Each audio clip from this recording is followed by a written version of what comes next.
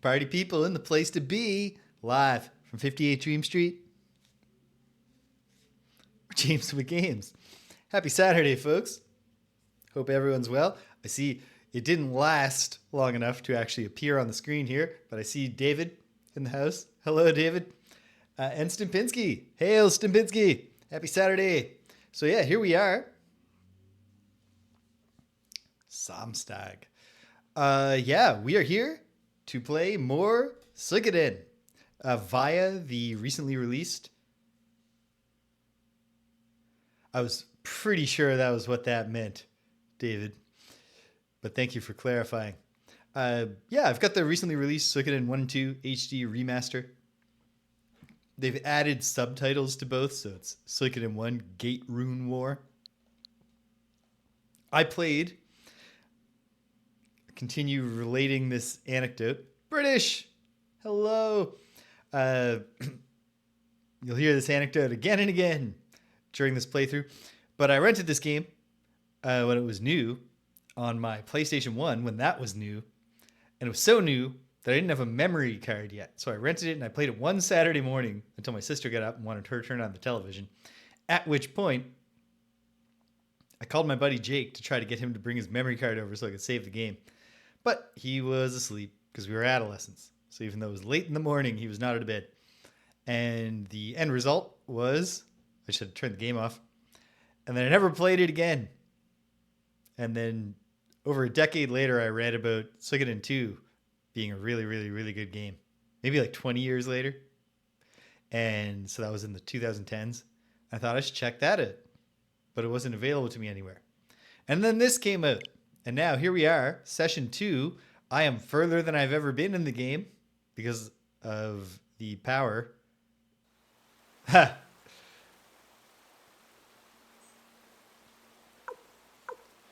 Because of the power of saving. Once you've unlocked the ability to save your game, you can make so much more progress in an RPG. And so that's what I'm aiming to do. So let me know, everybody, how the volume situation is playing out.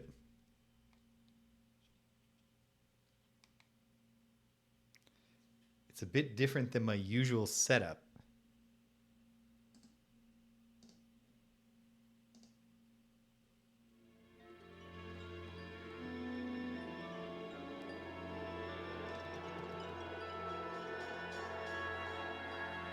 So I'm getting nothing right now.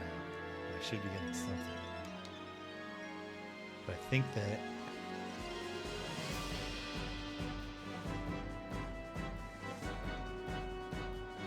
yeah, okay. This was working fine for me last time.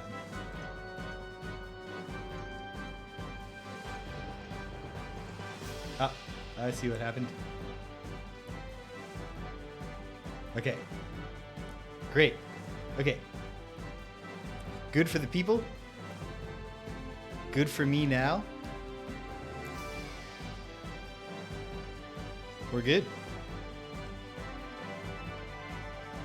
So the story so far is that our hero is the son of a great general in this empire. But he's almost immediately become implicated in a rebellion. Let's see. Yeah, we definitely want the official save and not the autosave.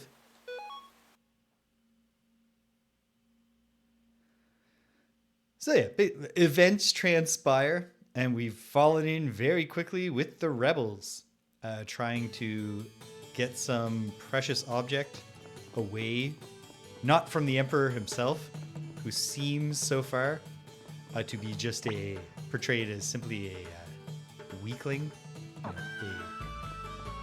disengaged and weak Emperor who... Alright, we better stay before we set out on our next journey.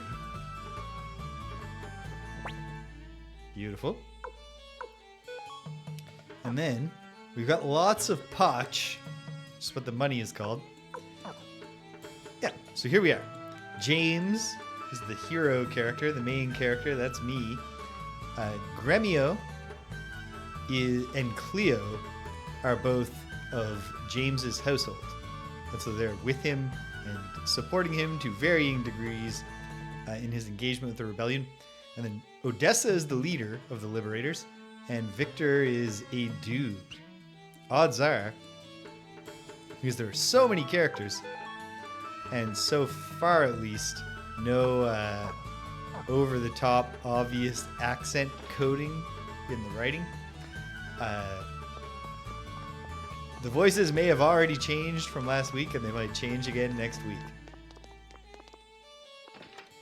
But I'll do my best.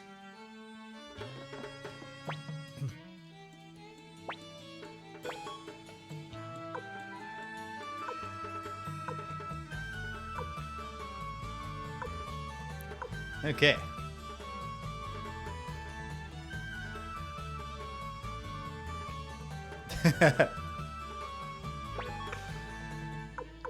Are there a lot of equipment slots, or is there a lot of like fine tuning that you can do to the gear, or both? Let's get Odessa into some chest plate.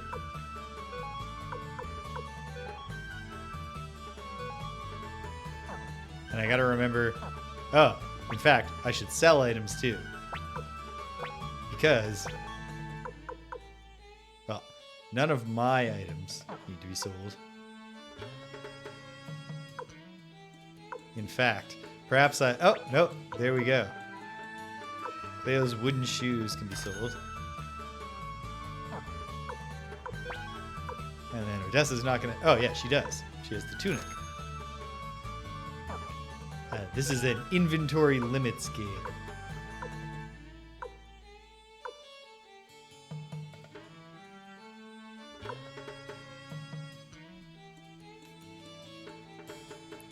Excuse me a moment. Scratch my ear. Okay. So basically, I'm following a very simple principle here, which is that I'm making purchases that give characters more than just a +1.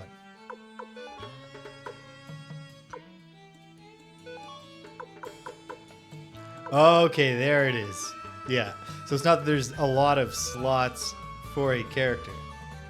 It's that you're re-equipping an army, a small army.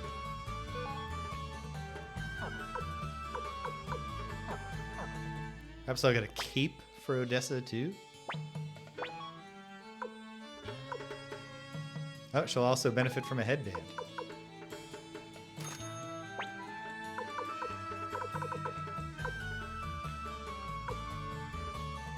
Oh, did I not equip the thing that I just bought her? Hold on a second. Oh, because I gave it to... Oh, can you equip 2 circlets? Was I interpreting that correctly? Yeah. But that just... fashion-wise, that's just an overload. I'll give her a cape. Okay. I think I'm satisfied with those purchases. I should check everyone's inventory for the general... So we gotta... I know the quest is to deliver these blueprints, and I know that we have to cross a bridge that's in the northwest. So I have enough pieces retained. Well, we haven't encountered any poison yet, but I also only currently have 8 total shots of antitoxin, which if we encounter a poison enemy with a party of 5 characters, we could run into those pretty quickly.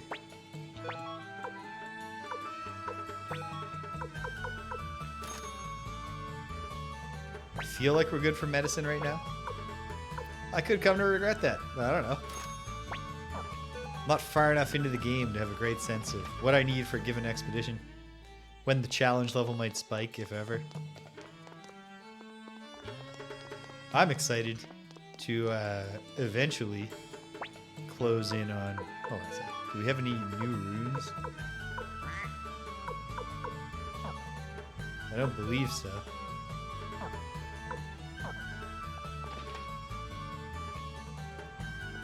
Oh, right. And the blacksmith. So the way that weapons seem to work in this game is that every character just has their assigned weapon. You're not buying and equipping new weapons. But you can upgrade.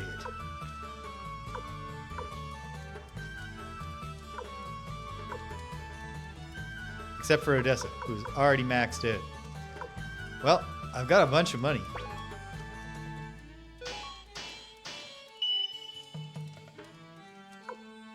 Okay, so it's showing the current level, not the upgrade 2 level. Let's get everyone to level 3 for now. That leaves me a little bit of money left over.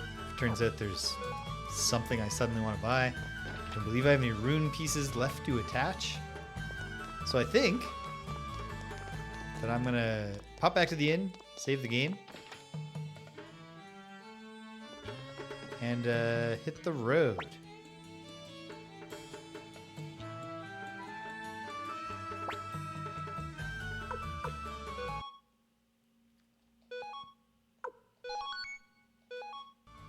Okay. One more thing that I'm curious about.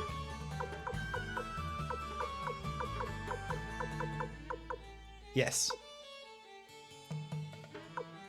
Okay, we're going to... I wanted to see if the log persists. So, Mount Tigerwolf. It's across the river to the northwest. Simple enough. I don't think I need to pin anything for that. At some point, I might need to start... I think it's true that General Tai Ho is moving north? If there's war, it'll be bad for business. Yes, sir, that's the, that's all of our main concern. If a war breaks out. Excuse me, sir. I'll let you in on something. You know how monsters occasionally leave behind errands? Some of them are actually quite valuable here. If you were to take them to an appraiser...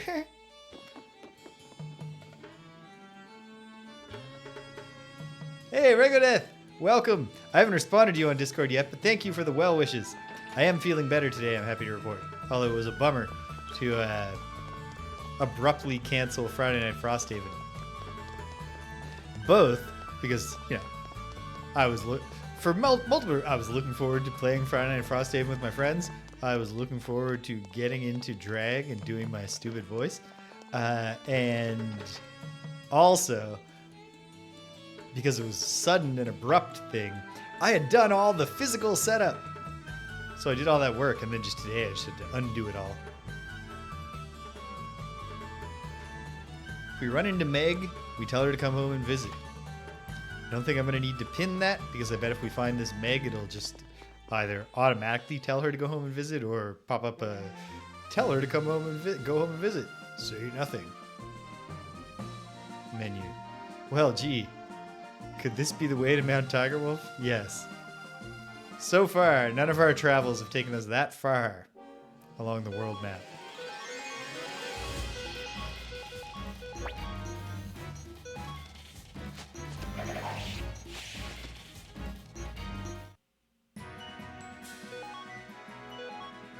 I probably had the let go option available. I gotta remember that. I always appreciate any RPG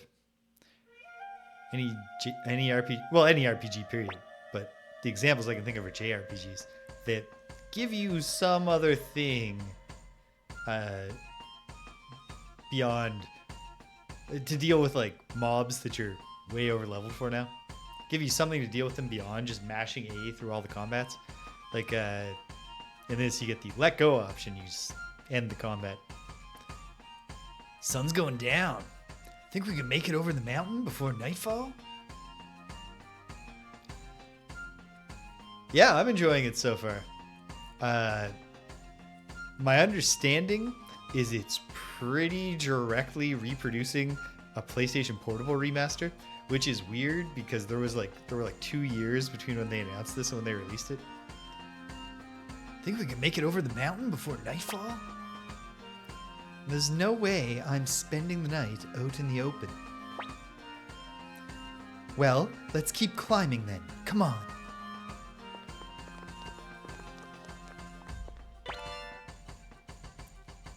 Oh, sweet. Free circlet.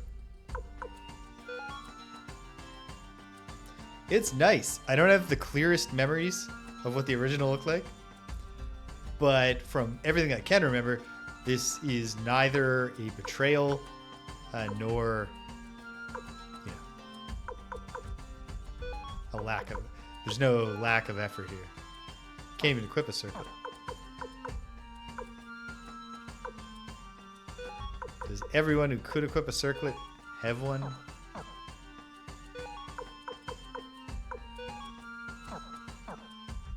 Oh, right. You can only even find it if you can equip it if you're holding it. Oh, that's a lot of work.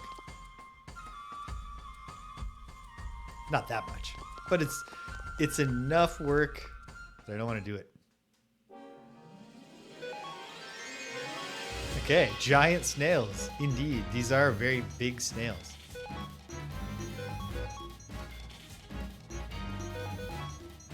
I think we're still just in mash A mode though.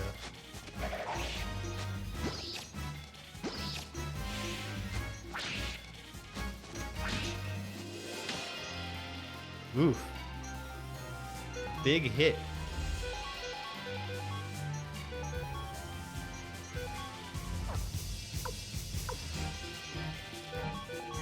Drives me kind of nuts that when the game gave me my first rune, the plot was like, this is Gremio's rune that you give to Gremio. So I equip it on Gremio, who even now has only one spell slot for casting, whereas multiple characters who do not yet have runes have the ability to do a lot more. Got some medicine.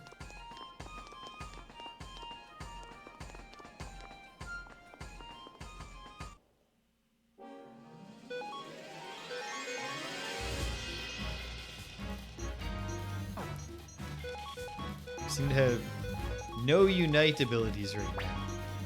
I think the deal with unite abilities is just if they exist and are available, then you have them. I'm not sure. Giant snails hit hard. And right now it looks like the logistics aren't hard to figure out here. We're going to take one snail hit of approximately 40 damage in every battle with two giant snails until we figure out a way to kill them quicker. Got some gloves, but I'm already wearing gloves. Yeah, it looks beautiful. My understanding is that diagonal walking was not a feature of the original, so they might have already had diagonal facing sprites because of the way the combat's laid out, but I'm not sure. At any rate, if they're new, they're seamlessly integrated, and ooh, a wind rune piece. Can't do anything with that until we get back to a blacksmith. There's not a ton going on in this dungeon, this mountain area. So far, like, it looks nice, and the path is varied. Sometimes you're going around a corner and across a little bridge, but no real branching so far.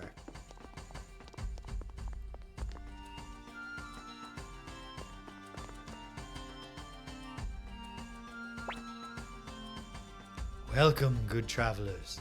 Out for a climb at this hour. Quite the adventurous bunch, aren't we? However, I suggest you stop here and continue on tomorrow. It isn't safe round these parts with all the bandits roaming about. Could you possibly, Mr. Ledon, make a more trustworthy face just to reassure us here? Why not spend the night at my inn? Sorry, but we're in a hurry and... Sounds great. My feet are killing me. For once, I agree with you. I can't make it much further.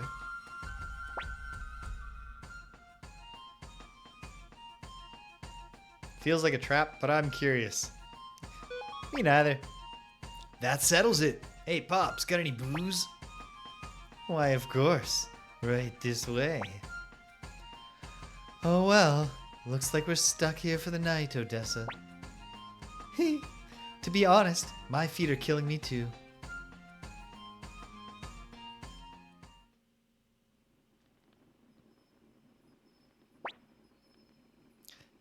Before supper, you must try some of this tea.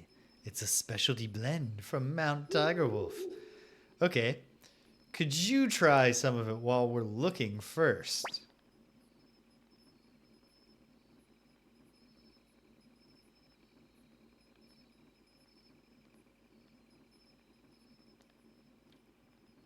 They also changed the text frames generally, with the result being that I made this simple stream frame from screenshots of the original game, and it doesn't actually line up.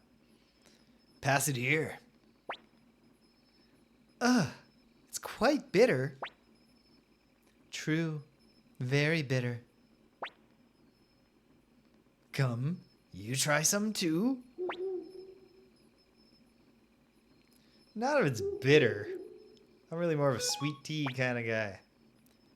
Now, no need to be fussy, just a sip. No, not if it's bitter.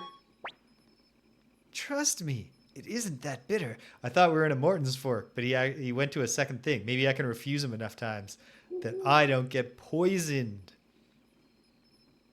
You can't tell me this guy's not poisoning us. Trust me, it isn't that bitter. Besides, it's very healthy. Man, I don't want to drink your bitter tea. Please, try some. Not if it's bitter. Now. No need to be fussy. Just a sip. Are we in a Morton's fork, but they wrote a bunch of different dialogue responses? Instead of just, but thou must, but thou must, but thou must. Not if it's bitter. Trust me, it isn't that bitter. Besides, it's very healthy. Fine. I'll drink the goddamn poison tea. Here you go. Be careful. It's quite hot. Smells kind of strange, doesn't it? Hey, what's the name of this tea? It's the famous Mount Tigerwolf blend called Robber's Tea. Funny name for a tea. Wait, did you? Hey, you! What have you given? I can't believe we fell for the oldest. Maybe one of you could have backed me up when I was just saying, "Hey, I don't want to try this tea." Young master.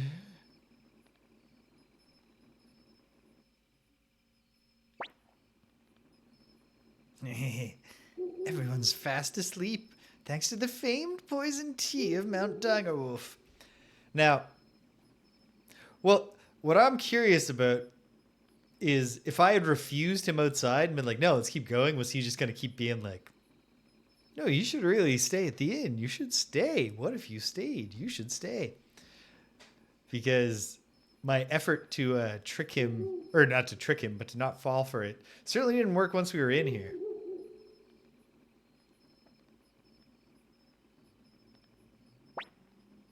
Well. They sure are well off for a bunch of vagabonds. Looks like I'll be living it up for a while. Hey, Ledden, how's business? Booming today from the look of it. Why, if it isn't Boss Kessler, always at your service. As you can see, I've just finished work for the day. It's a fine-looking lady in there, company. Wait. Hold on a second, isn't this... Hey, Ledden, what have you done, you fool? What do you mean? Do you have any idea who this woman is? My guess would be some ignorant traveler? Idiot. Even an imbecile like you must know of Lady Odessa, leader of the Liberation Army. You kidding, boss? Even a child knows who Lady Odessa is. Wait, are you telling me this is her? Yes, that's what he just said. Yes, I am. Now hurry up and prepare the antidote.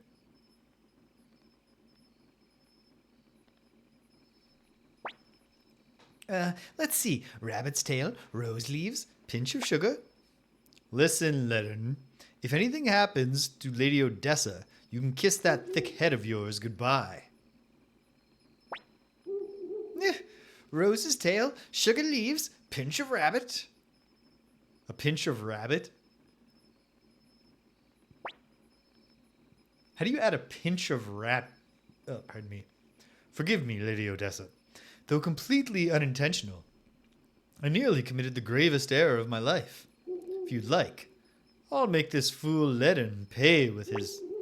But please, boss, I'm quite attached to my head. Don't be silly. That said, I'll need to be more careful in the future. Flick tells me I'm too trusting of people.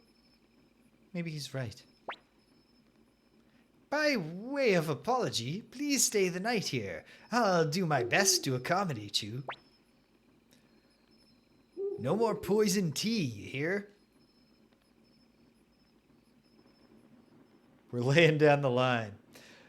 I'm going to keep drinking the tea you give me, but it better not be poison next time. Can't sleep.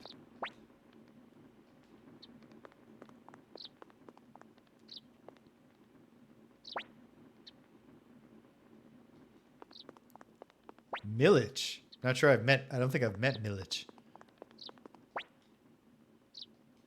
Ah, Odessa's so refined. Trust me, no more poison tea. I learned my lesson this time. You also a member of the Liberation Army? No, you're not? Lady Odessa really is incredible. She's serious about overthrowing the Empire. Plenty of people are unhappy with how things are, but she's the only one doing something about it. I hate the Empire as well. Ah. I'm just a loathsome bandit. Lady Odessa's our only hope.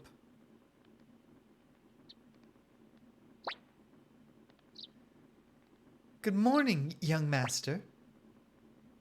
You're up early, James. Cleo's just quiet. Hey, Gremio, why is Cleo in such a bad mood? Leave her be, Victor. She's not much of a morning person. Looks like everyone's here. Right. Today we reach Sarady. Leaving so soon? Let me unlock the door.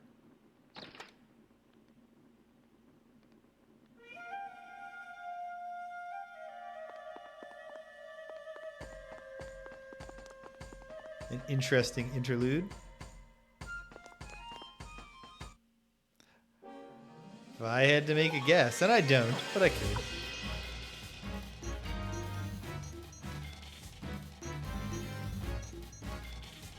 You know what? We should probably still just be fighting anyway. Well, I will fight this one, and if I determine that whatever costs we do wind up suffering from these killer slimes.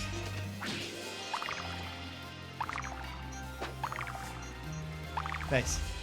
I like the combat animations are fun. And the sequencing, the way the moves are threaded together, it's cool. Sometimes multiple moves executed at the same time. Huh. I don't know that I ever played Monster Hunter 3. Oh wait. No, hold on. I definitely didn't. Because I was thinking about the Monster Rancher games today, and I know I played the first two of those. The only Monster Rancher, Monster Hunter, sorry, whichever one had an HD Wii U. I had one for the Wii U that I bought and barely played. I have no stories to share about it. I just, I've been bitten. I played Dark Souls for the first time and I just finished. I was like, well, before I go and get Dark Souls 2, is there anything else I could play that'll scratch that itch? And I found a list of recommendations. 3 Ultimate. Yeah, it seemed cool, but I think the problem was that it was recommended to me on the grounds of, oh geez, I should have got this ornament appraised. Chrono Trigger's great.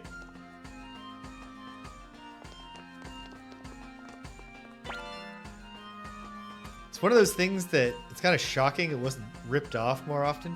Even Chrono Cross doesn't do it. Of having all of the like, there's no random battles. Every battle in this game. Clone Orb. Alright, in the next town we get to, we're going to be able to open up some of our character abilities. I haven't played Chrono Trigger in years, but I should, because I did Chrono Cross like a couple years ago. Really enjoyed that. And I mean, I've played Chrono Trigger many times. Just generally more in a contemporary. Yeah, the team moves are great.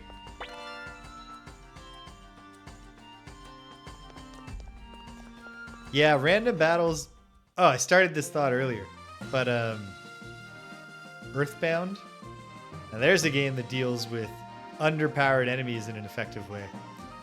First of all, there's no random battles. It's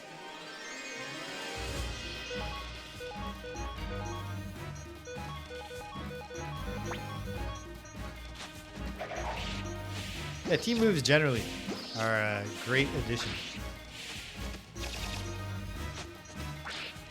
But yeah, I really appreciate how... Oh no. Gremio is bedeviled. That's probably poison or toxin.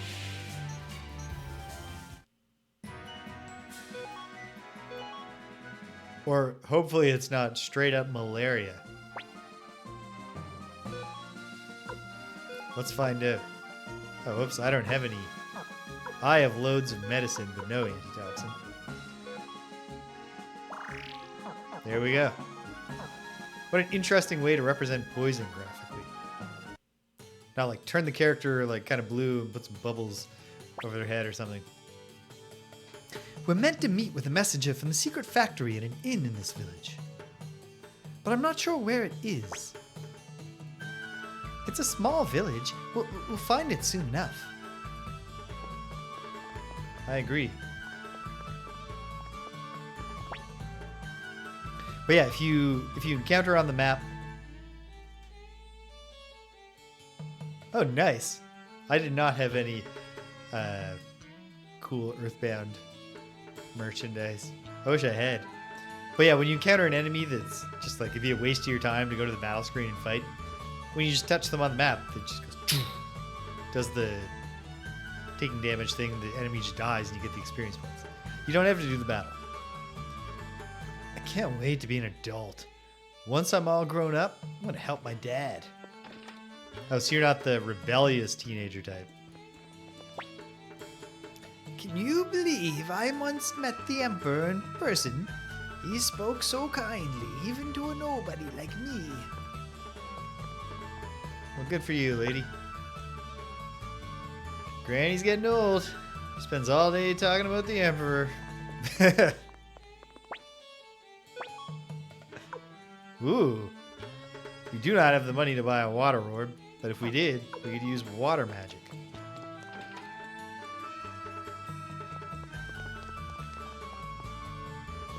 Well, looks like one of these unmarked buildings must be the inn. Here we are. This seems to be the inn. Let's get some lodgings while we wait for the messenger.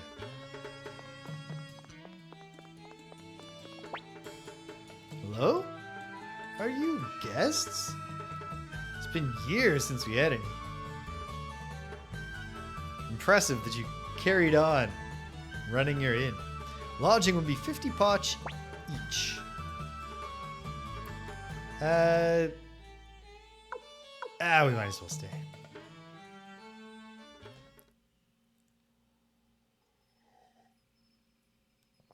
Oh, plus we have to stay for this.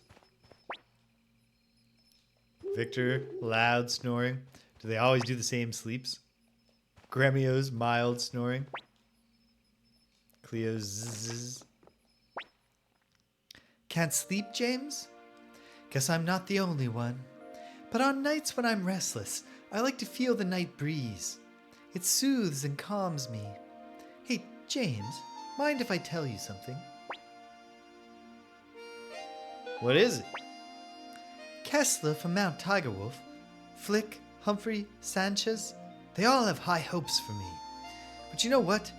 Sometimes I want to run away from it all. Tashtari, hey, long time no see. That could easily be one thing.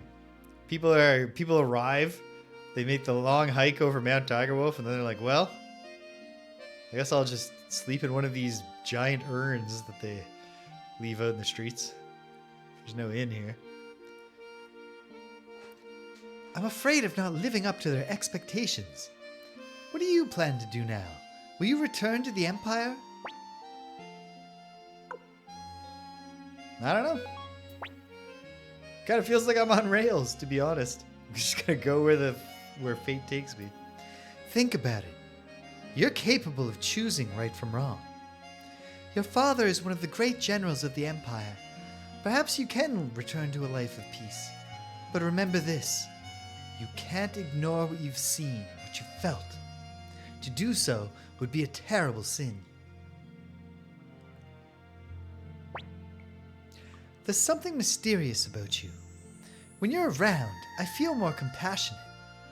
Victor must have brought you because he saw that same quality. There are many in the Liberation Army. Humphrey, Sanchez, Mose, and Flick. That's your whole army? But none of them have such captivating eyes like you do. Eyes that draw people in. You know, if something were to happen to me... Odessa, I think it's a little bit early to be declaring this guy you just met, who is the son of a high-ranking general in the Empire. You're the successor.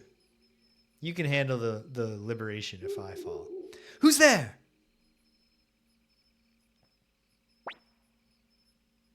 My name is Cage. I come as an envoy of Sir Mose, who heads the secret factory. Mose certainly does keep strange company. How is he? I received a letter from him mentioning his pigeon was sick. I find it hard to picture Mose nursing a pigeon. Very hard indeed, especially as Sir Mose keeps no pigeons. It's not even really the eyes. It's just that people like someone who doesn't really talk, but just looks at them and nods along to what they're saying. Like, I feel a rapport with this person who just passively accepts everything I say and never interrupts me. I'm sorry, but I had to test you. I would never betray a client while under contract. Here are the blueprints for the fire spear. Please deliver them safely. The Liberation Army's future depends on it. Understood. I shall take my leave of you now. It's getting late, James. We'd best get some rest. All right. But hold on. No. What if the first time there's something in a pot, it's time limited? It's a long shot.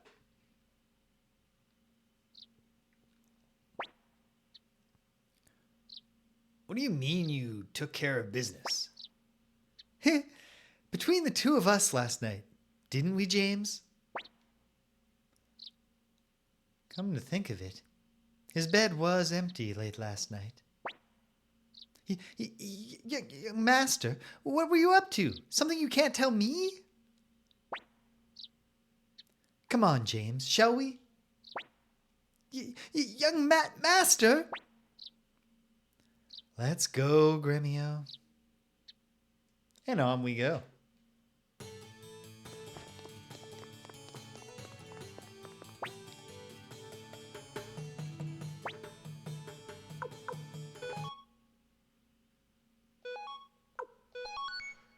Right ahead of save.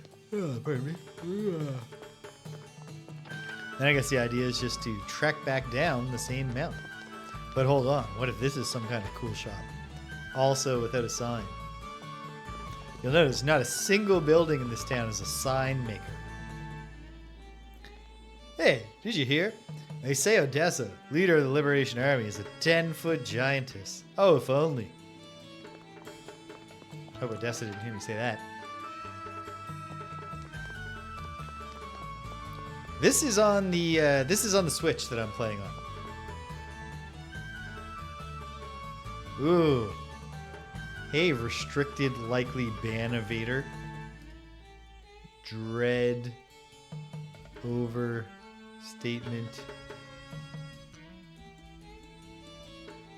Here's another ban for you to evade. No, I didn't type it right. Is this important? I'm gonna try it once more.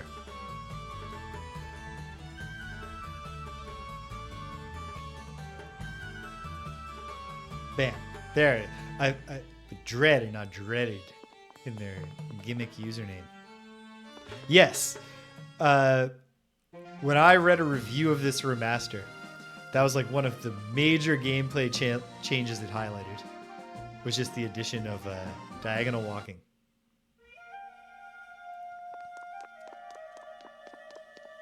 I played this game a very tiny bit in its original PlayStation 1 version.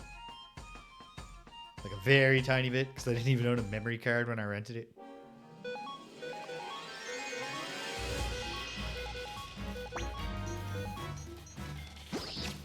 So now I'm finally experiencing it. Also, in the interim between when I briefly played it and now, I read most, but not all, of the Outlaws of the Marsh. One of the 4 great classical novels of Chinese literature this is based on. So I had an even greater vested interest in playing this game. And now it's finally available to me on a platform that I have. And I'm really looking forward to playing the second one. You know what? Just let them go. See you later, Blade Bunnies. The Blade Bunnies in this are less intimidating as a foe than the Vorpal Bunnies of wizardry fame.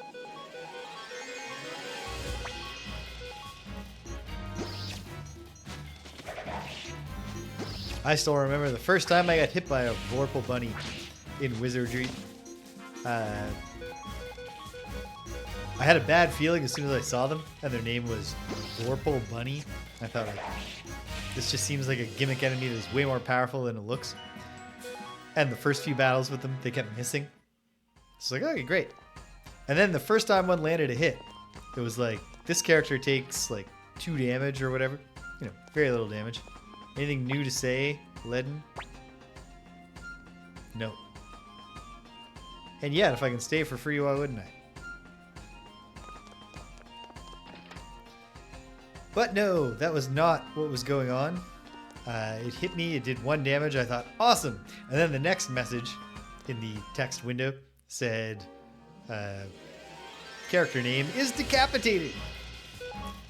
As it turns out that the gimmick of the Vorpal Bunnies is, while they are low damage, they get a decapitate roll on every hit. And so if they decapitate, you just instantly die.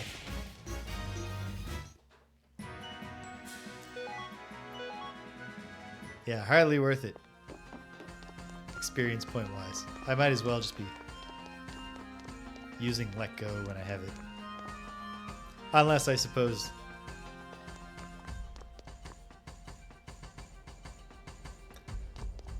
Well, in wizardry, you gotta go back... Well, you could try if you have a powerful enough wizard to use the revive spell yourself. But I found it had a very bad... D or die. I don't know how they want to pronounce it.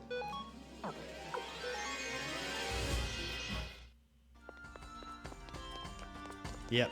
No load, or minimal load times in the battle window, if any. Plus the let go option for weaker foes. That goes a long way towards assuaging the bummer factor.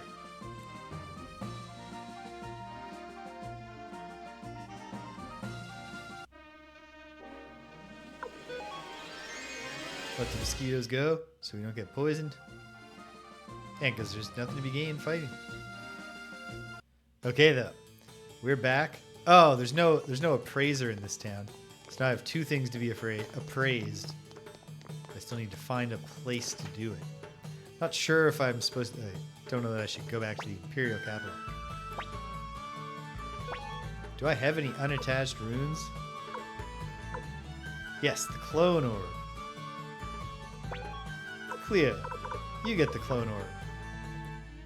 Oh, double damage, lose balance. Can Cleo give this to Victor? Yes. I believe Victor is my heavy hitter right now. Let's see. 52, 55, 78, 49. Yeah.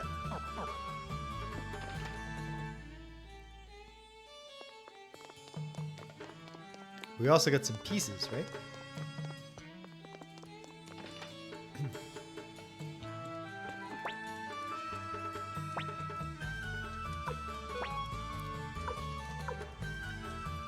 The wind rune piece adds the wind element to a weapon.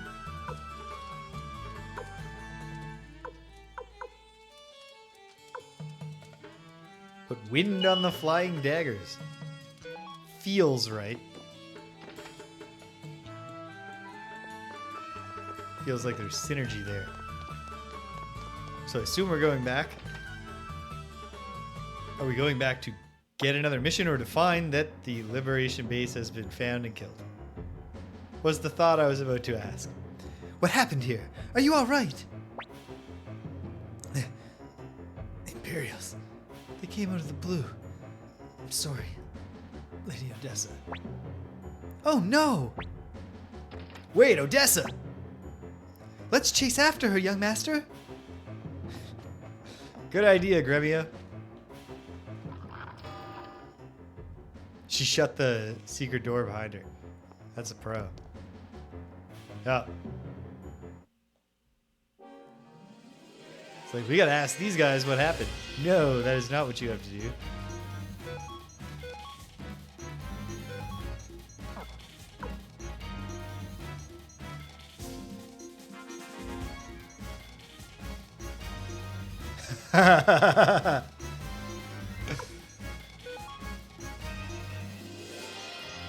I don't think it's worth even using Gremio's magic yet, but I guess we'll see.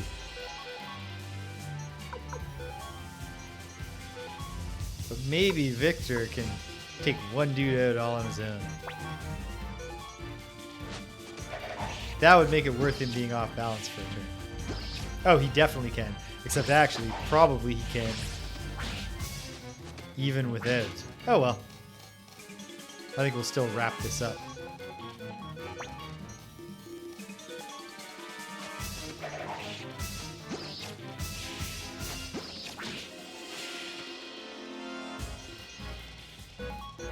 Oh no.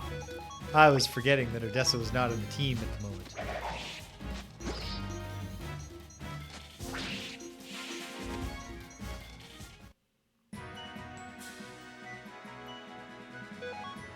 That was a profitable battle, experience point wise.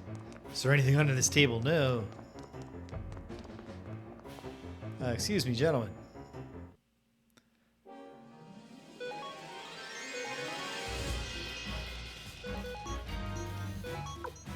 Alright, test the theory that Victor can just knock a dude out with one regular hit that doesn't throw him off balance. Well, not if he's gonna get counterattacked like a chump.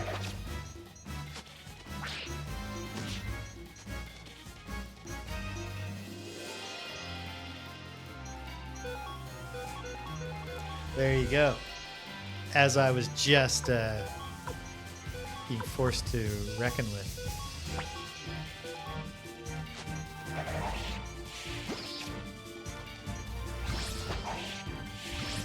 I'm enjoying this game so far. Like, so far, it is very much like a pretty regular JRPG. But I'm enjoying the way they've laid the systems out so far. Having a different, like, path for weapons management than just standard inventory and armor management is cool. Freshens things up a bit, even if there's no like different upgrade tracks.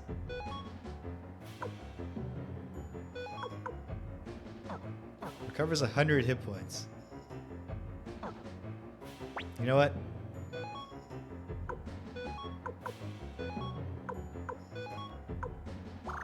Given that there might be a significant fight coming. Ah! I guess I didn't need to voice act that one. I didn't need to read that. There was a sound effect. What was that? Let's hurry.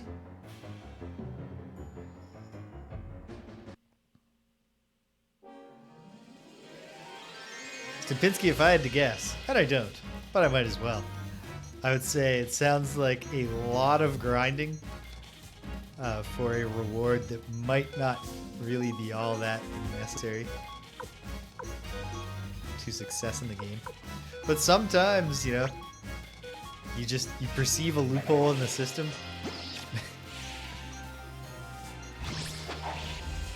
I'm just like, I need to take advantage of this.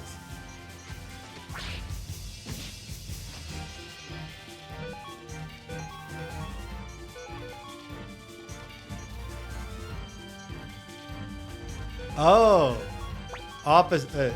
I was thinking useful to have, but not really that important. But if the scale of hit point gains is really gonna get up there, then 95 a turn, like 95 a turn right now would be nice. It would basically be like replenishing my health every round. But if we're gonna get up into like the thousands, then it'd be like, I don't know.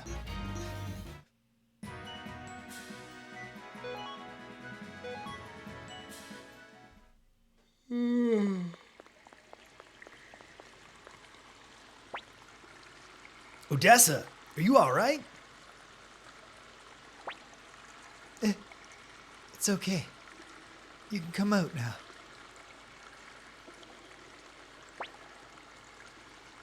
Out from, I guess she was, put her cape over this kid or something. Hurry, you must run. Oh, okay.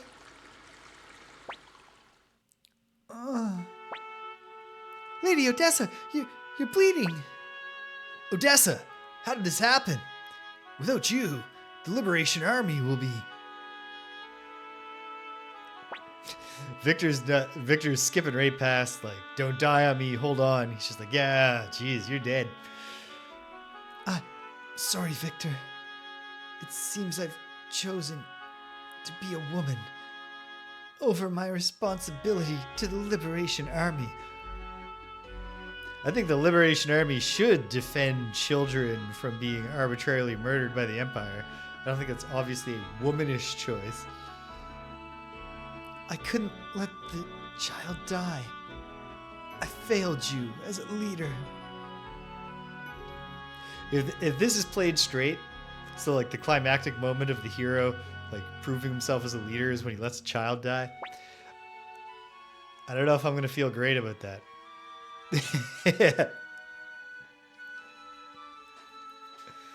Don't talk, Odessa. You'll make your wounds worse. James, will you come over here?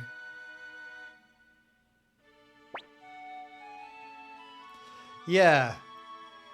Definitely not. That is weird, because like it's both the like what a womanish thing to stop a child from being murdered.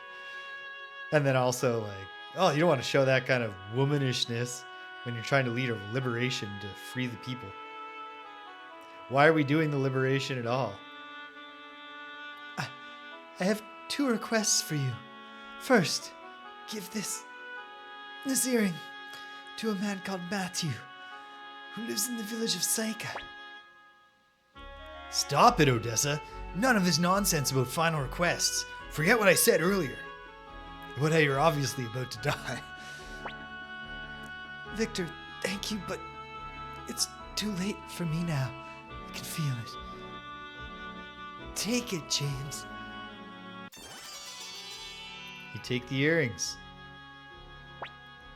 For my second request, Please throw my body into the stream there.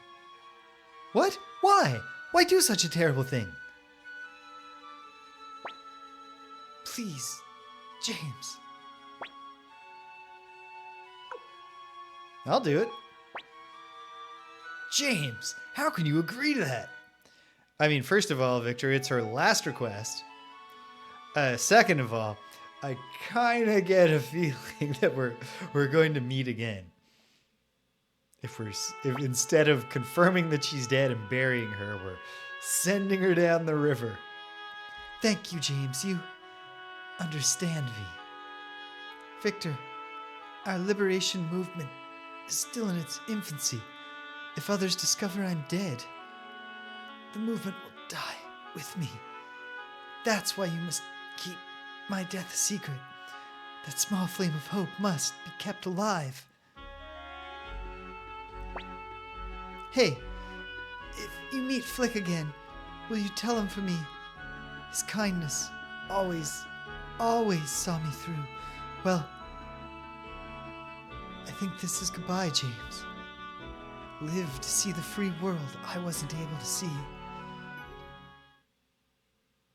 Well, at the very least, she's unconscious. Possibly dead. Goodbye, Odessa.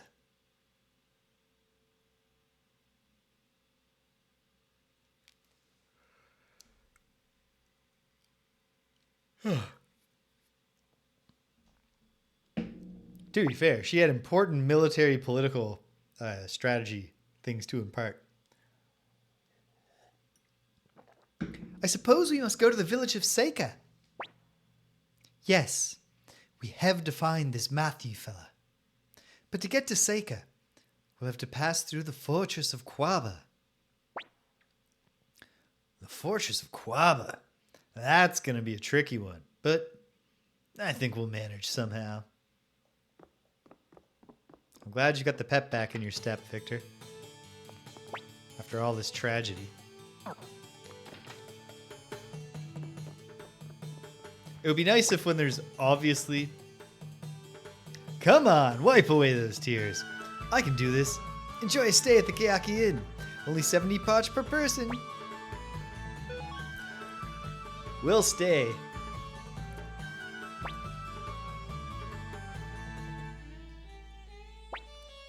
A little bit early to be wiping away the tears, though.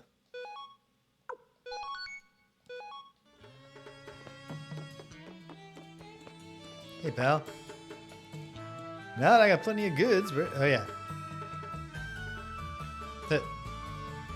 I don't think you're gonna. Now that I've been to Sarady, in addition to Rockwell, I'm going to say that this guy's just not gonna make a lot of money wherever he goes. He needs to make a better choice.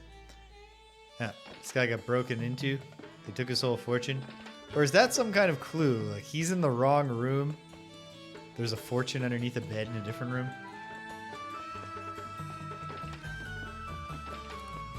Quite possibly not. Or what if there's a fortune under the bed in his room? I think that as you know, an upright and admirable liberation army, we would be obliged to return it to him. Let's take a look, though.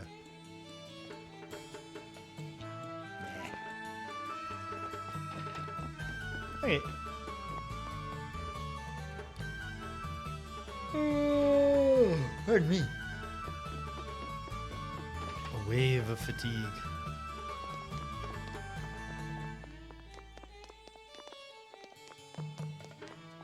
Only the finest beds in the house for the great leader of the liberation. I don't know, actually, have I been proclaimed the leader of the liberation yet? I'm not sure that I have. Okay.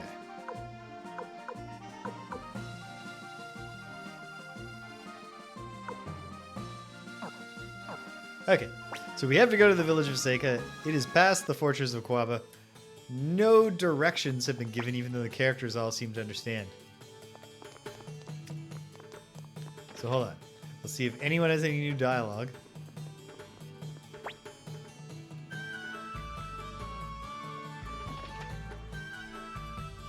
Oh, pardon me. Ugh.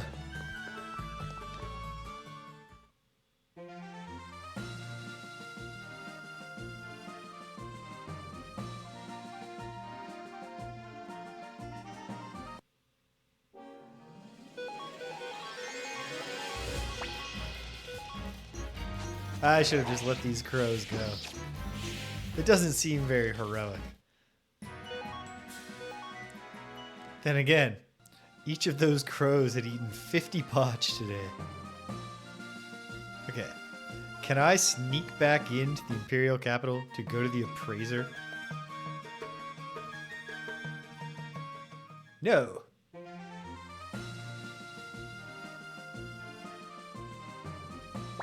Can I view a world map? Let's press the different buttons and see what happens.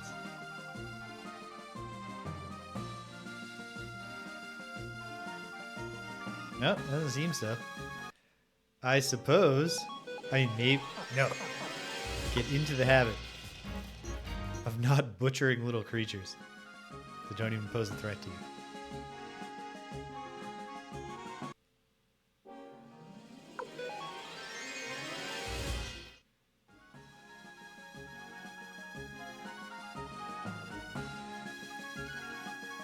I'll just start wandering. Ooh, there's a great wall in this empire. That's cool. And provides a helpful boundary. There's really no map. No. Is this Kwaba? It is the fortress of Kwaba. It's guarded by Lord Aingiri, an old friend of Master Tai Ho. He doesn't know us, but he'll certainly recognize your face. Will we get away with it? I guess it's up to luck to decide. Don't worry, we'll be fine. Now let's choose some fake names. We need to make sure our stories line up. Tashtari's message starts with, for anyone watching this later, I found what I was trying to find about Odessa, and then you can read the rest for yourselves. Fiancé Achilles, sentenced to death, revoked a dying wish. During the ceremony, she's managed to blind the onlookers. Oh, that's sweet. I'll be Roy then. Right. I'll be Maria. Never pictured you as a Maria. What's that supposed to mean? Well, I guess I'll call myself Stoltelheim Reinbach III. How's that sound?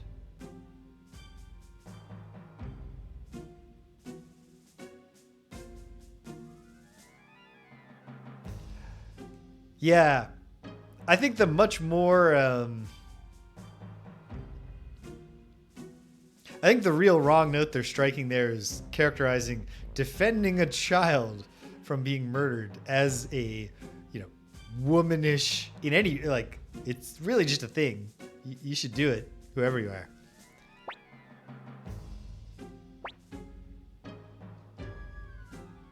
And you, young master? Pisuke.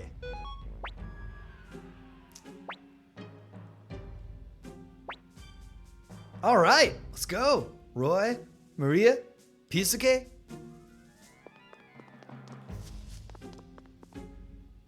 Here we are.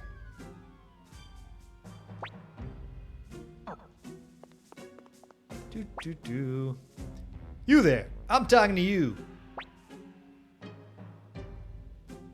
What, me, sir? I'm just a poor seller of jujubes with hungry mouths to feed back home. Not you, the little runt there.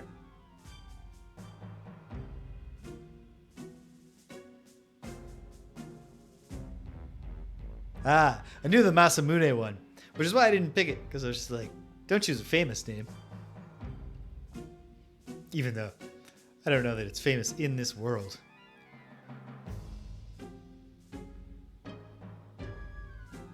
When I beat the original wizardry, pure, without like cheating on autosave, like cheating around instant like permadeath or anything,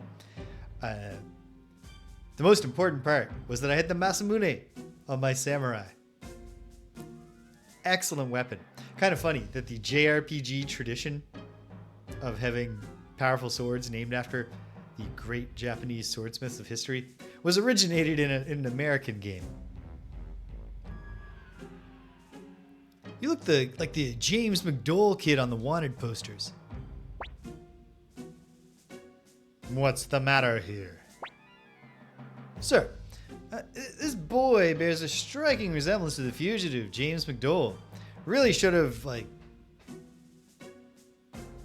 taken off my distinctive lime green head wrap, or there must have been something we could do besides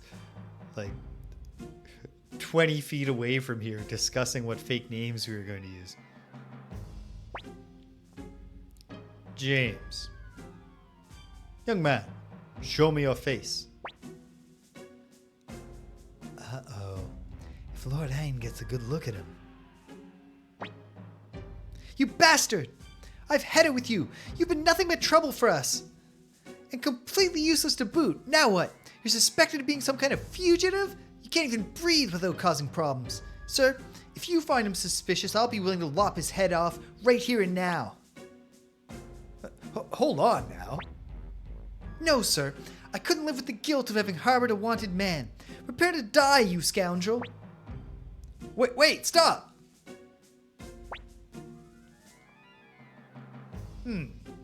Think about it, Rosh. There's no way the son of Theo McDowell will be caught dead dressing like a beggar. You're all free to go. But, sir... It's okay, Rosh. Let them through. Hey, kid. Take good care of your father.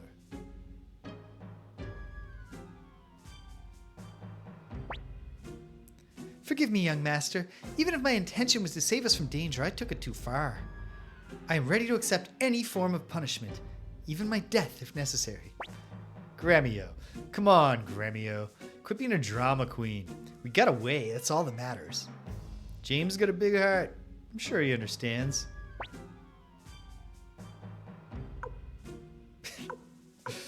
Yeah, I understand, Gremio. Young master.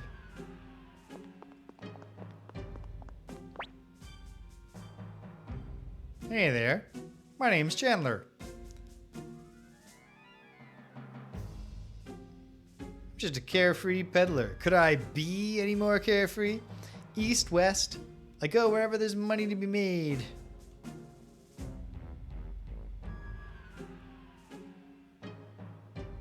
Well, what was up with that? We're walking past, and he turns and goes hey. Take care of your father, kid. That really makes it seem like he knows who I am and he's letting me go through. But then the characters don't comment on it. Maybe I just misread it. Hope to have my own store someday. Well, good luck, Mr. Chandler.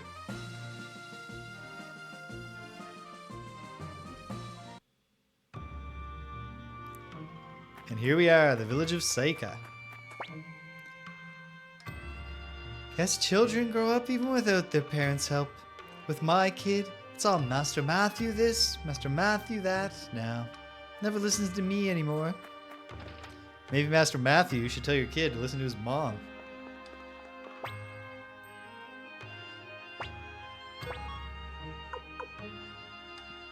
Let's give someone water magic.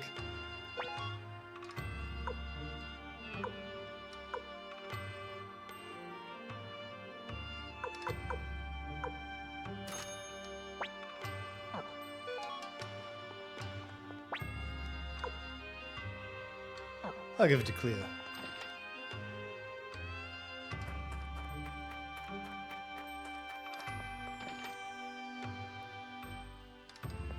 Oh, we also gotta stay in the inn. Huh? Who are you? What you want? Friends with that rich brat Sheena too? He's been pestering me a lot lately. I was not expecting, once they said the name Sheena, for it to be a male character.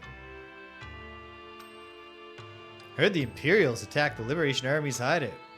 But at least it seems Odessa's safe. As long as she's fine, we're fine. Yeah, you know, a little soggy. Cooking is my lifelong passion, but I've yet to own my own restaurant. I wish there was somewhere I could have put my culinary skills to good use.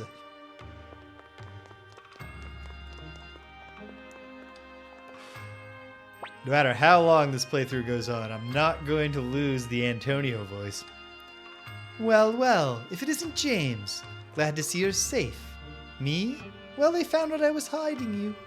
Don't worry, I'm fine now. Of course, I don't blame you. Everything happens for a reason. Sure thing, Marie. Want to join the rebellion? It's an inn. 100 poch per night per person.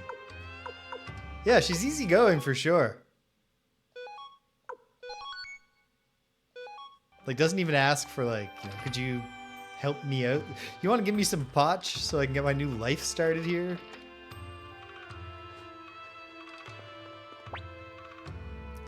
I found a sealing ore, but it's damaged. What are the odds? Here I was thinking I'd also be able to use magic. Welcome to the rune store.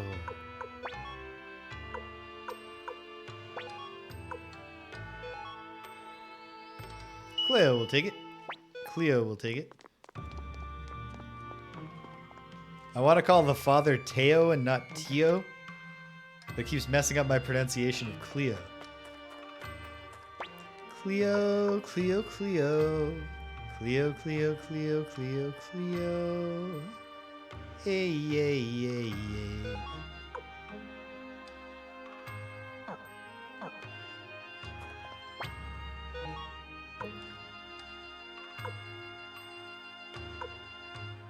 I've got this extra circlet.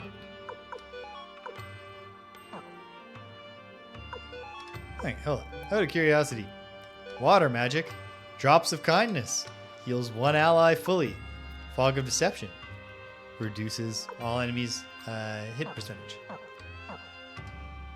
Takes 4.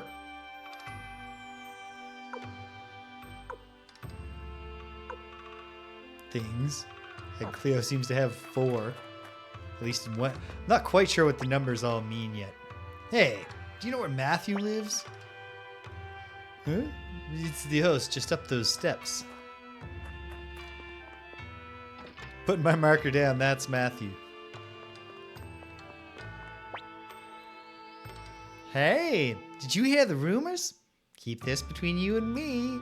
Apparently, Odessa, the leader of the Liberation Army, has gone missing. You don't say, Miss O'Neill.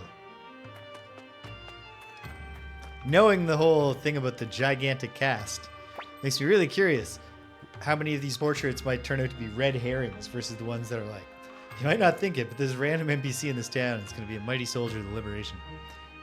My hobby's fishing. I often visit Kaku to go fish there. It's a little way southwest from me. Cool. A fishing minigame, you say?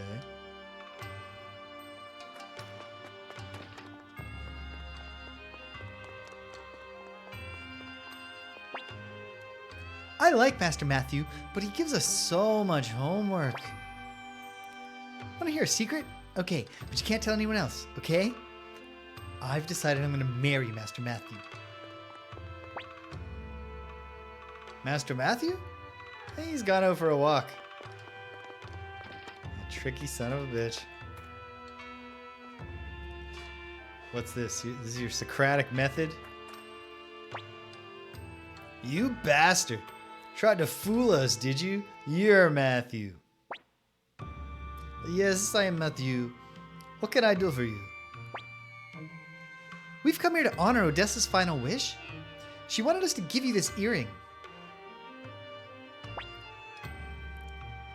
Final wish? What?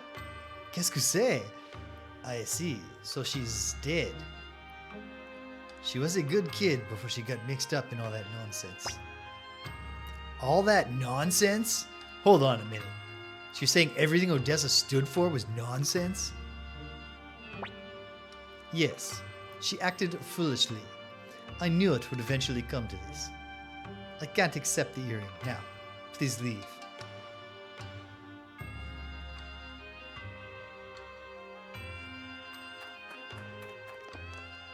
No. No, I don't think that's gonna be it for us, Mathiu. Odessa and I have nothing to do with each other anymore. Please leave.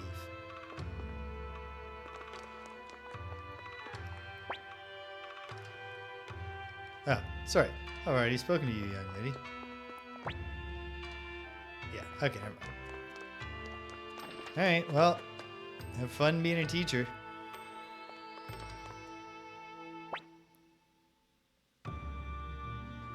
PJ, welcome. Can I accept the earring later? Do you mean like, can I give him the earring later? So far, there hasn't, like, I feel like there must be a point where there's a fair bit of, like, free roaming and choice in this game just because of the giant cast of potential characters. But so far, it's been very on-rails experience. Good. What's his problem? Real piece of work, if you ask me. Oh, I get it. Because he said, I can't accept this now. I think the context was he was trying to say, you know, I can't accept this now that Odessa is dead and, you know, it'll never mean anything more. But who knows? I agree. But why did Odessa ask us to meet with him? Yay! Out of the way! Those Imperial soldiers were heading towards Mathiu's house. What's going on? I'm curious. Well, let's go check. What are you doing? Release that child. Mathiu Silverberg, you are hereby ordered back into the service of the Imperial Army. The greatest military strategist of our time shouldn't be whiling away his days in some wretched backwater village. You're the hero of the Battle of Kaleka, for heaven's sake. I refuse. I've had enough of war and conflict. Yeah. Well, I bet he's gonna wind up accepting the earring later. These days, I am nothing but a powerful recluse. Ah, if only it were that simple. Unfortunately for you, these orders come from Lord Kazim Azil himself.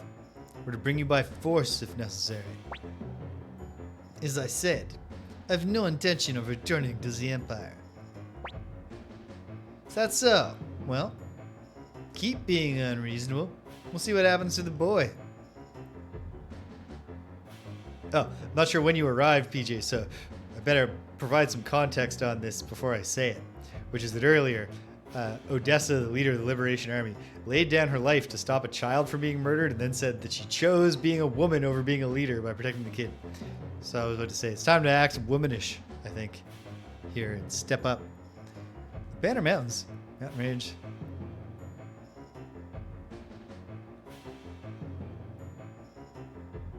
Oh, cool. I think I did know that these games are in the same world, but it's cool to think it's cool if they're like, you know, two near adjacent regions. This kid just cannot stay out of trouble. Just every time he walks around the corner, he sees an Imperial soldier. He's like, God damn it! I promised my mom I wouldn't get murdered by the government today. Say, how about a trip to the Banner Mines? They work him hard down there. Who knows if he'll survive? Yeah, we had a discussion about how, like, not only, like, you shouldn't be characterizing that you can be a woman or you can be a great leader, but then also, like, maybe the leader of the Liberation Army who's trying to save the people shouldn't let the Empire butcher a child right in front of her. There's a whole bunch of things that was wrong with that that didn't quite come together in that particular piece of dialogue. I don't want to go! Please, Master Mathiu, help me! Let him go right now. Things are looking grim. What should we do, young master? Yeah, we're gonna help them, of course. Now that's what I like to hear. Oh boy, We're in trouble yet again. Serving you is one hell of a commitment, young master. Oh, come on, Cleo. You know you love it. Let's go, young master. Not so fast.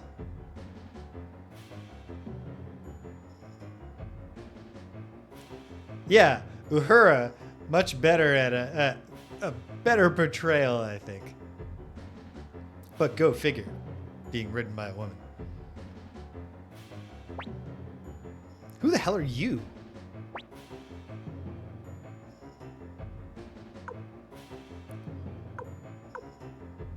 Just some champions of justice who happened on by. What? Are you trying to interfere? Looks like we're dealing with rebels. Seize them. I don't like your odds. Fought. Ooh, especially not if you're only going to come at us 5 at a time.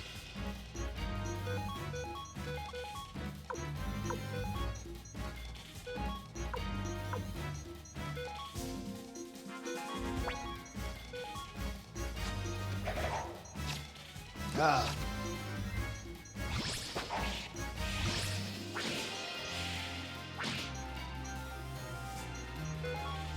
All right. Victor off balance, but I think we're going to be okay. The other two come in, or they remain in just the the scene, so they can be like, you know what? Don't need to get killed over this. Now that 3 of our comrades have been killed. Nope. Those 3 represented how horrible. All this killing in front of children. Yeah, you're right. We should never have done that. We should have let the kid be dragged away to the mines. I know who you are. You're James, son of General Theo McDowell. How do I know that? Well, I still have a few friends within the Imperial Army who keep me in the loop. Those Imperial soldiers called you Mathiu Silberberg. That's right. Odessa. Odessa Silverberg was my sister. Then why did you say those things about her? You'll see. I made a decision to never again involve myself in any form of warfare or conflict. But not Odessa. No. She chose to fight for her beliefs. Always had to put herself in the middle of it all. What did she tell you about me? That you were Mathiu. Yeah, like Mathiu wouldn't if we could just send them inside so that they hear the killing, but have they don't have to see it or get splattered. That you were Mathiu, a man who lived in Seika. I see. I guess she never did forgive me. Odessa once said that only a coward would have power and not to use it. As the truth is, I am a coward. I chose to be one rather than witness anything so horrible ever again. Even if it meant being renounced by my own sister. What did you witness? I watched people die because of my own actions, both friend and foe alike. But today, I've realized that running away was wrong. Closing my eyes to the world doesn't make it disappear. I understand it makes no sense to be doing this character with a bad French accent, but his sister's had a normal voice, but it's where we are.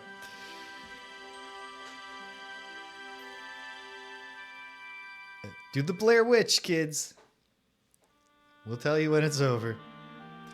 Closing my eyes to the world doesn't make it disappear. From this day onward, I will strive for what Odessa fought for. Then will you accept the earring? Earring? No. Oh, no. He can't accept it later. James, you should hold on to it. Why?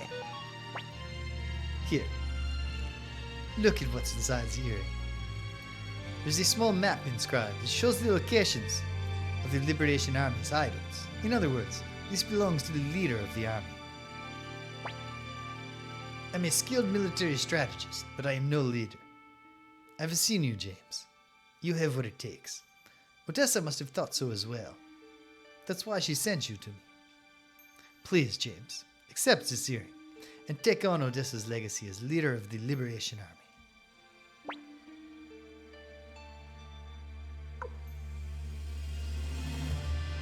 Not only do I assume this is a Morton's fork, so there's no point in saying I won't do it. Also, just look at the eyes on this kid. He's got the kind of determination that's just like, yeah, all right, I'll do it. I'll do it. I'll do whatever challenge is set before me. Thank you, James. Wait. From this moment on, you are the leader of the Liberation Army. So I will address you as Commander James. Gremio, Cleo, what about the two of you? There's no going back to the Empire for either of you now. Promoted externally. The guy who was not in the rebellion has decided that I'll be the leader of the rebellion now. There's no going back to the Empire for either of you now. Whatever path you take, I'll follow, young master. I'm sure Master Tai Ho would understand. Me too. I'm just about headed with corrupt Imperial soldiers. Commander James, as your military strategist, allow me to offer you my first piece of advice. To revive the Liberation Army, you must recruit people. Those who are dissatisfied with the Empire. And to recruit people, you'll need a headquarters. True. Too bad the hideout of Lenin camp is gone. No, I mean something much larger. A place that can withstand an assault by the Imperial Army. There's an abandoned castle in the middle of Lake Torin. I believe it will serve our purpose if we can acquire it. I suggest you make your way to Kaku. It's a town on the shores of Lake Toran. You're not coming with us, Mathiu? I must prepare for the move. And I'll need to give the children a year's worth of homework. He's dedicated. To get to the castle on Lake Toran, I suggest you make your way to Kaku. Affirmative. Alright. Now hold on. You said something about Kaku, didn't you? Wow, he's fishing. I'll visit Kaku to go fish there. It's a little way southwest from here. I'm gonna go out on a limb and say it's probably like 20 steps to the southwest.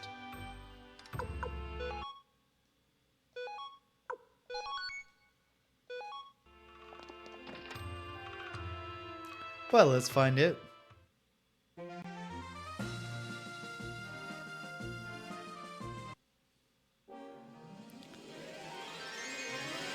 Killer bunnies and a beast commander. But the very first time we meet these enemies, we're already superior to them.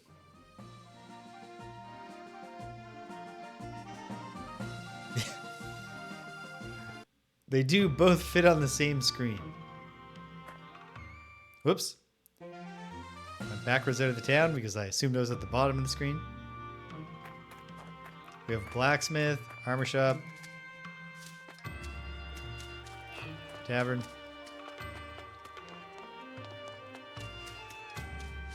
I just want to appraise an item once. Huh? Who are you people? The Liberation Army? Then you're fighting the Imperials. Oh, but I'm busy right now. I'm trying to find someone. This is Meg. We've been told to find Meg. Hey, maybe you know him. His name is Juppo. He's my uncle as well as a trickster. Well, we can't tell her to go back home. If we go back to her home, can we talk to them about Juppo? Or is just finding Juppo the next step to go further with Meg?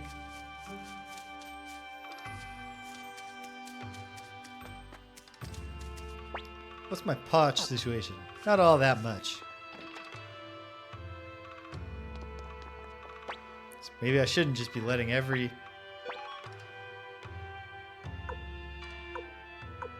enemy go. Well, this guard robe would be good for many of us, but... Or these shoulder pads. Okay. Gotta stack more potch. There's no getting around it.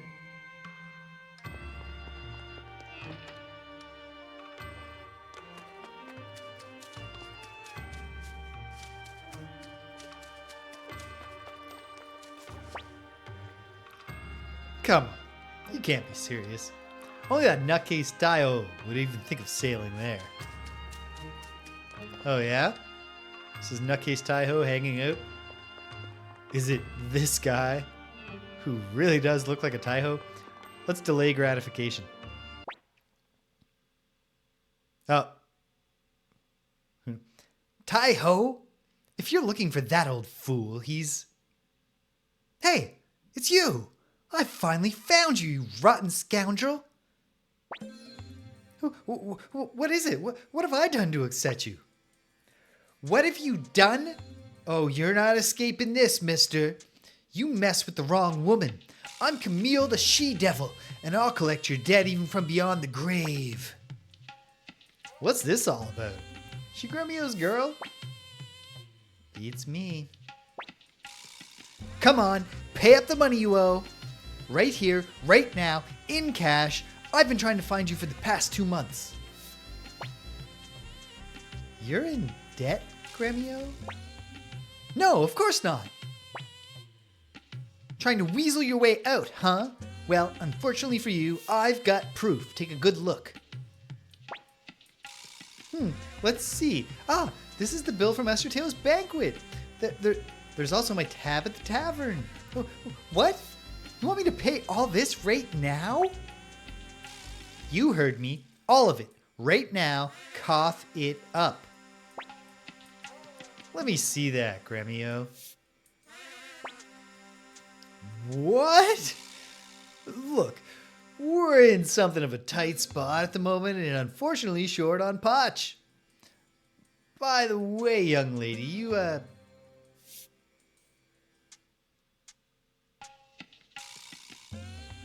Yeah, it's all very, very subtly done.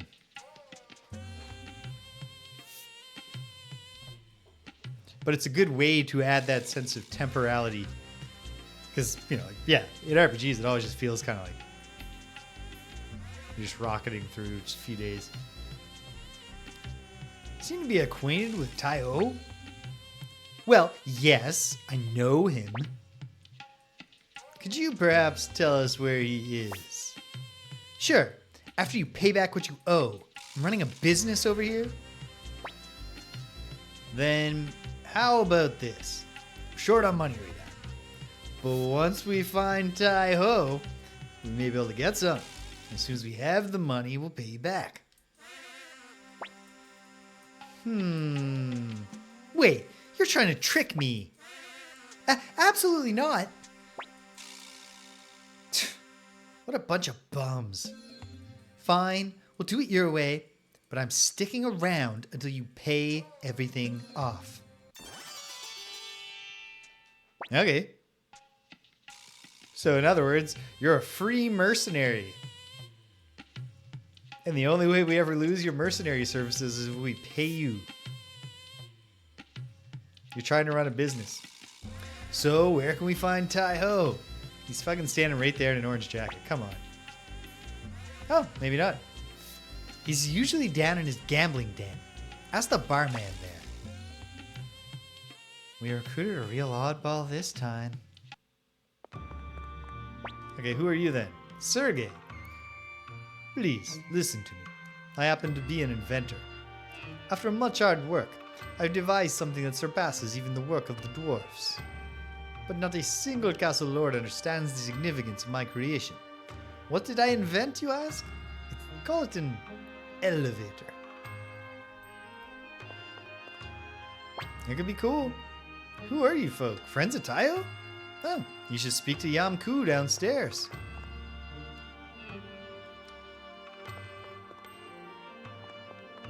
Excuse me, Yamku? Oh, it's Tai Ho. What? You want to take a boat to Torrent Castle? You're a funny bunch, aren't you? That place is teeming with monsters. I'd be risking my life taking you there. Look, if I'm going to put my life on the line, I need you to make an equally risky gamble. You're going to have to wager all the money you have. Every last potch. So, how about it? Will you make the bet?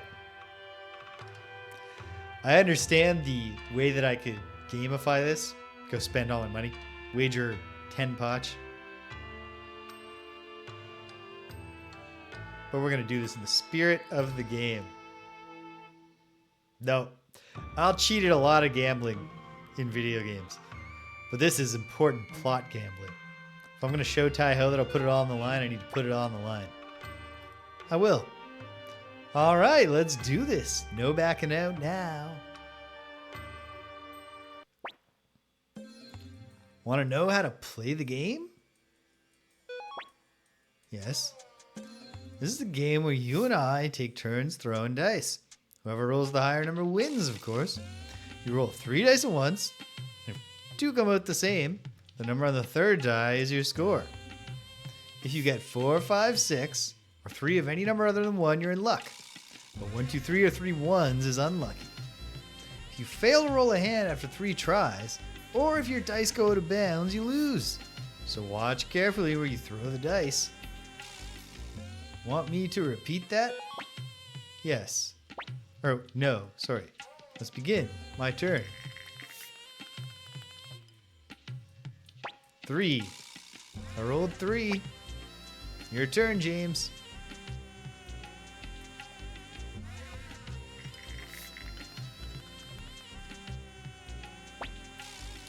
No score. Your turn, James.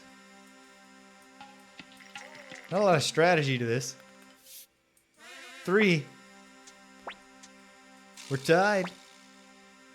An unsatisfying conclusion. Let's keep playing till one of us wins. My turn.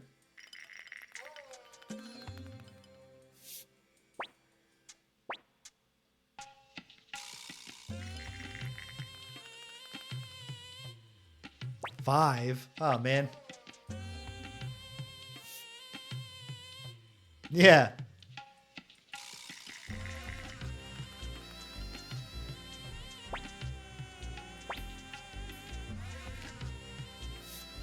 Odds don't feel great. Especially since you don't even get the Yahtzee op. Like, there's no, I'll hold these dice and re-roll this one.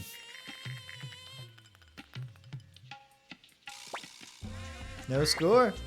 I win.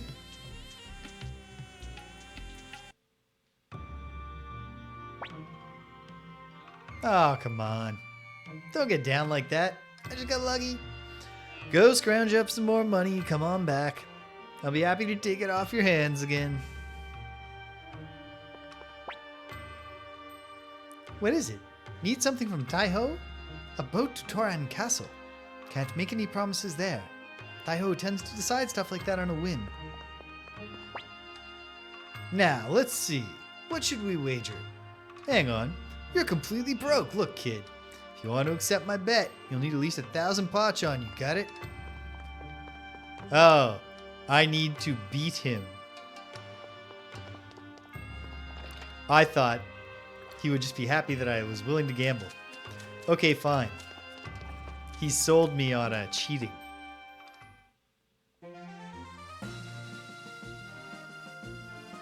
I was going to try to be honest, but this guy makes a... It took the promised 1,000.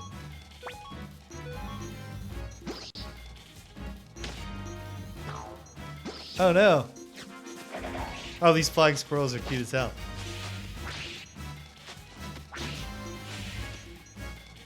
I assume Buckethead is like a blindness thing, but Gremio still landed the shot, so good for him.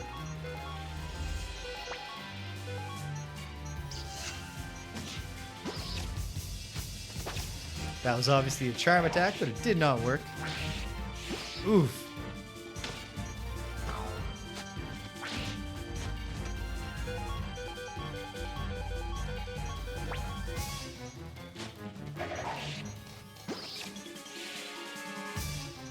It's fun.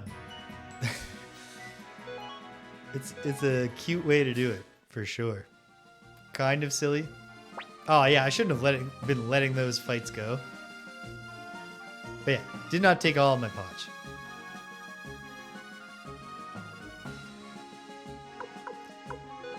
I'm not sure why I had it in my mind already.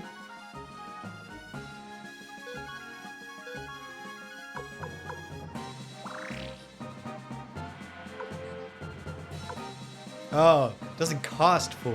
You have 4 uses. And then that totally clarifies the number system here.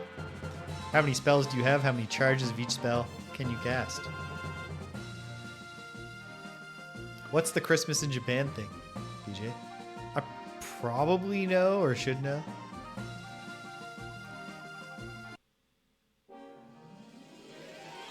Oh my. Lots of them.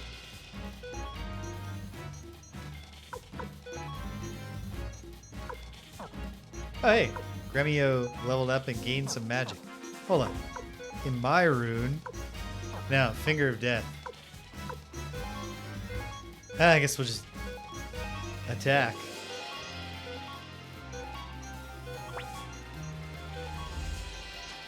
Ah, yes.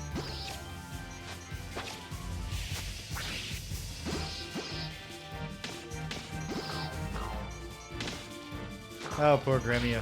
Always getting bucketed like a chum. Here, Cleo, you save Gremio with your drops of kindness.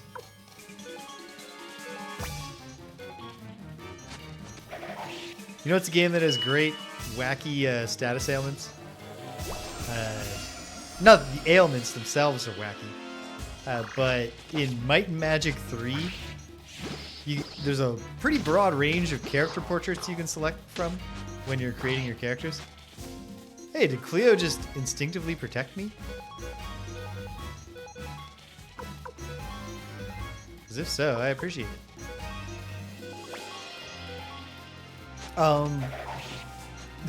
So yeah, there's little portraits, and then for each one of these portraits, they came up with a different way for the face to be messed up for every status condition.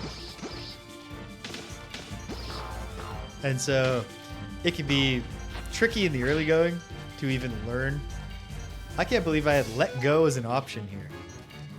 The calibration on that might be a little off on when it decides. Oh yeah, you've got the number of these enemies.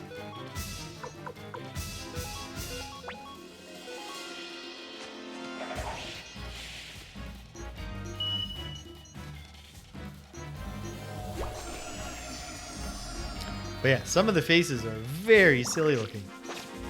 And you do have to you got to invest a little bit of time in learning what the different faces mean. Oh dear. Well, we're out of drops of kindness. There's nothing left to do but just go squirrel wild. Big hit. I think it's zoomed in to be like, this is going to be a critical hit. Either that or I was not paying close enough attention earlier to how hard my characters were hitting. Okay. Stay at the inn. Save. And then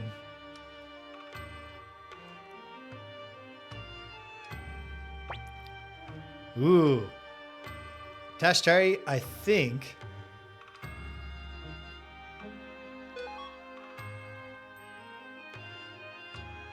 I'll hold off on you telling me for now. And perhaps if the time comes, a case of TGE rattles.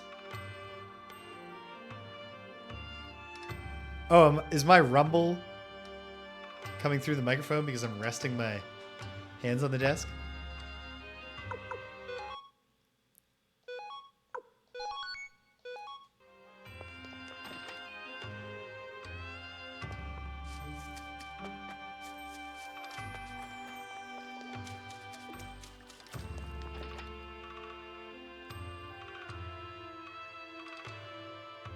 Ah. Well, I definitely should have put together the TGE being misspelling of the. Case of the rattles.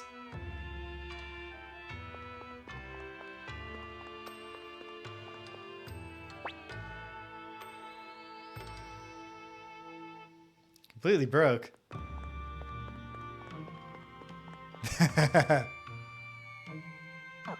Ah, man. So close. Having both the in money and the 1,000 gambling potch.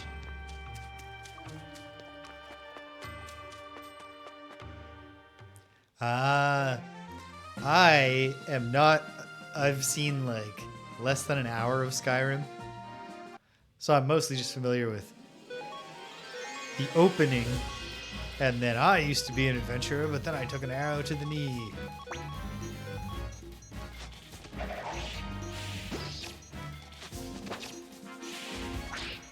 It does zoom in dramatically for critical hits. I don't know. I think I remember. Thing is, playing the game briefly once 30 years ago. I'm not 100% sure, but I think that this, like the cool way, the cinematic, like simple use of zooms and tilts and interweaving of character moves was in the original. Oh, great, another unidentified thing. If we ever find another appraiser besides the one in the Imperial capital that we can never return to.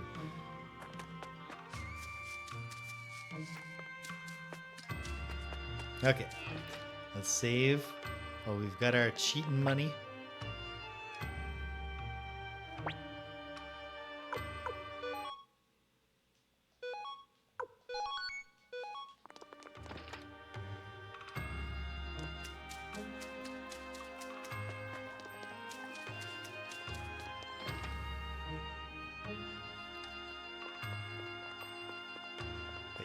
Just go right down. Tai Ho, Tai Ho.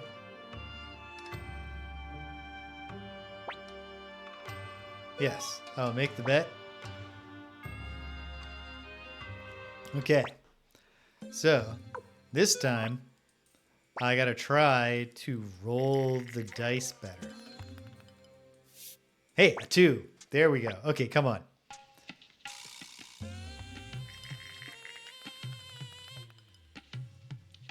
No score.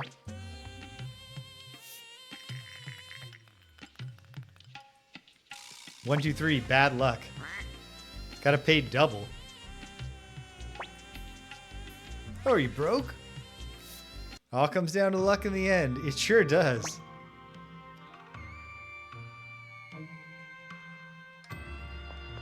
Well, that was a drag.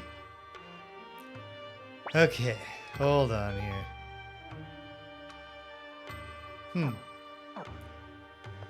There's no instantaneous, easy way to load. So maybe I won't cheat just yet. I'm just gonna be careful not to get killed. In fact, having said, yeah, I think we're okay for the moment. You know what? Let's give some of our extra junk to Camille.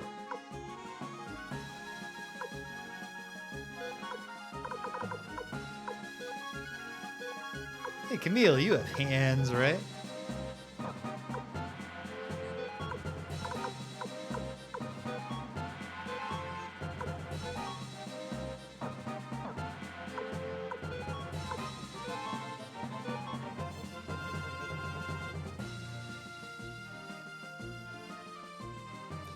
Well, he said it was good luck to roll 4, 5, 6 and bad luck to roll 1, 2, 3.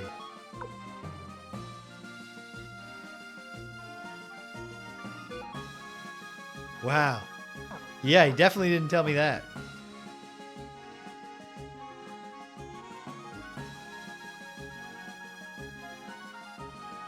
It's weird to go that far into coding a minigame for it just to be a pure... Yeah. Just trust us, Camille. As long as... Once we win, things are going to start going great. We'll be really making money when we win at gambling, so that we can take a boat ride, so that we can obtain a fort, so that we can start recruiting people.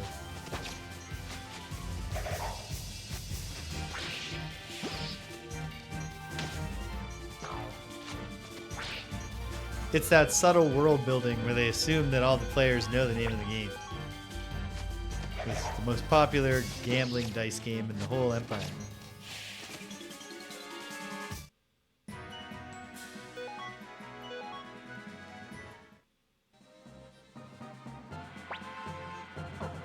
Oh, that was the first fight?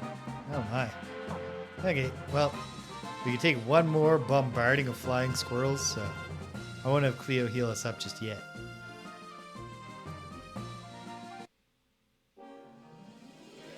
A rock.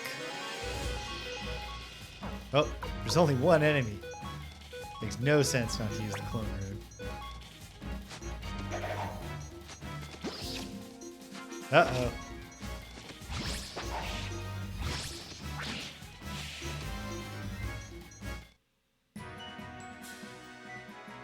Huh. Yeah, that's weird because it adds like the illusion of choice and control into the game while continuing to just mock you with the game being pure luck. All right, Victor, you're just gonna absolutely gank one of these squirrels.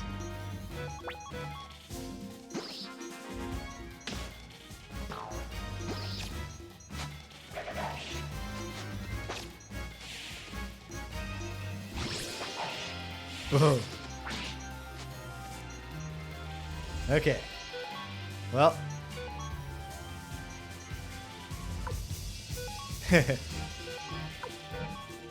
I liked Fury. That was a fun little game.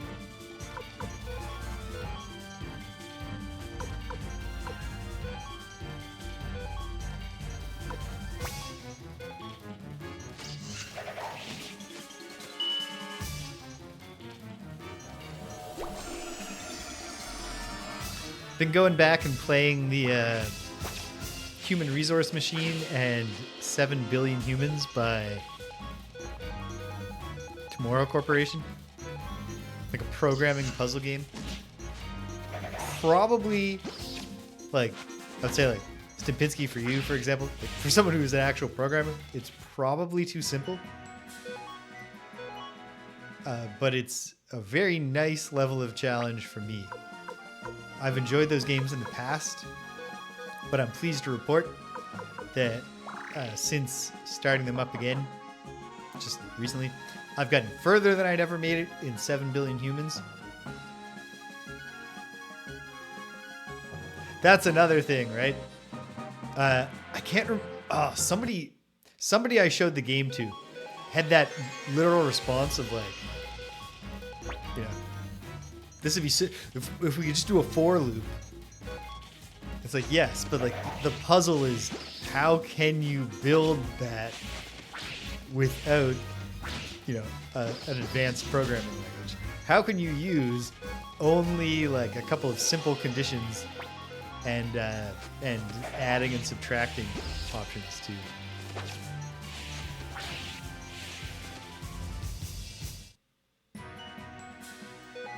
Very true. Even like 7 Billion Humans is definitely, its little mini visual assembly language is definitely more advanced. But even still, it's hardly, it is not Python, you know? Oh, 150 each. No, can't stay.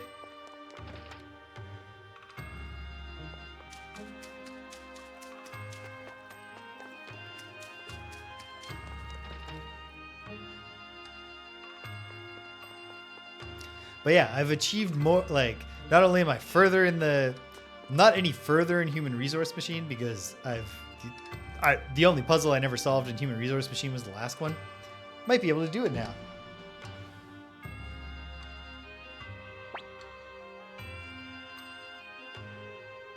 That's fair. Like, for someone like me, who, like, I enjoy, like, I don't do much programming because I don't know much programming language, but I enjoy doing it and I find it fun. But I don't often have those occasions, except my Excel grading system for my courses, for my assignments I do in my courses. It's very nice to, yeah. Oh man, like I'm much better now, and so like I'm hitting optimization challenges that I'd never hit before and stuff. And so I went back and I looked at some of my solutions from my first save file, and it was just like, oh my god, like how did I keep this straight in my mind? Like as I was building like more and more subroutines, I was clearly like on the bus for one thing. Like I was taking the bus a lot when I first played this game. So I was very clearly on the bus being like, okay, now this is gonna work. And then be like, oh wait, no, somewhere in the middle there, I forgot, what if there's a 0? And then instead of like working backwards to be like, how could I plan for that? I was like, all right, let's throw just, here's a little new subroutine for if there's a 0 right here.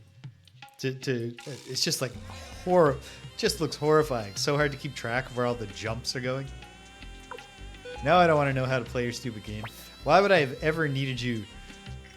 The actual way to play this game is to press A. He scored a 1. Okay. Don't you friggin' dare roll 1, 2, 3. Now, gotta work on that aim. Oh, no, no! Ah. I assumed it was just no score.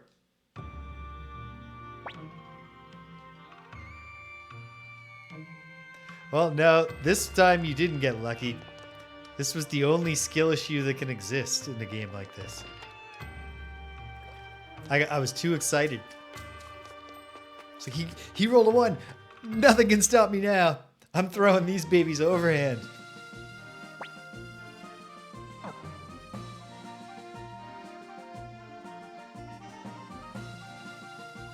All right, come on. Killer bunnies.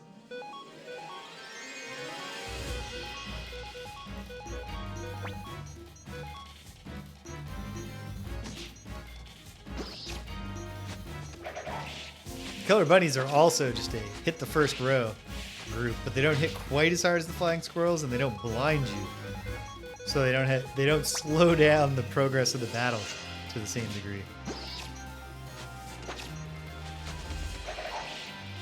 Oh, she is not having any luck with that kiss ability yet. 440 Potch. So close. I guess anything now, even just another rock will do the trick.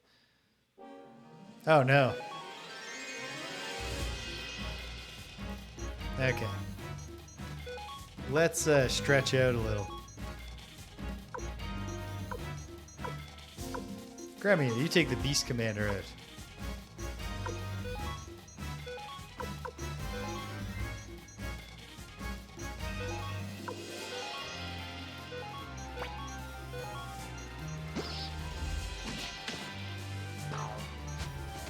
Just like even those little touches. The flying squirrels jump and then the bunny attack before the squirrels came down. It's fun.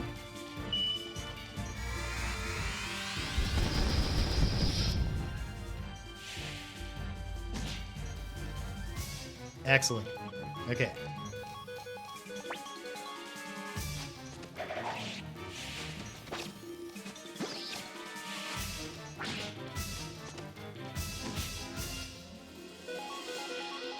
I'm sure, well, I'm not sure, but it seems quite possible that there is an example of this, but I can't recall ever seeing a, oh my goodness, I'm blanking on what they're called. Excuse me one moment.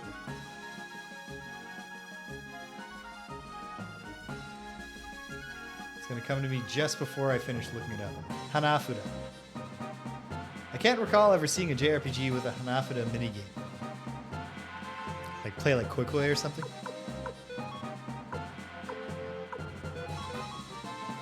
Yeah, it's quite possible. I'm just not worldly enough. Well, there go all our drops of kindness. Gotta do one more fight so that we can stay at the inn and then gamble.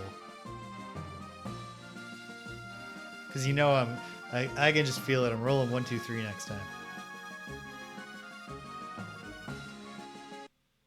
I'm not sure whether that's me being genuinely pessimistic or trying to gimmick the fates with the reverse psychology.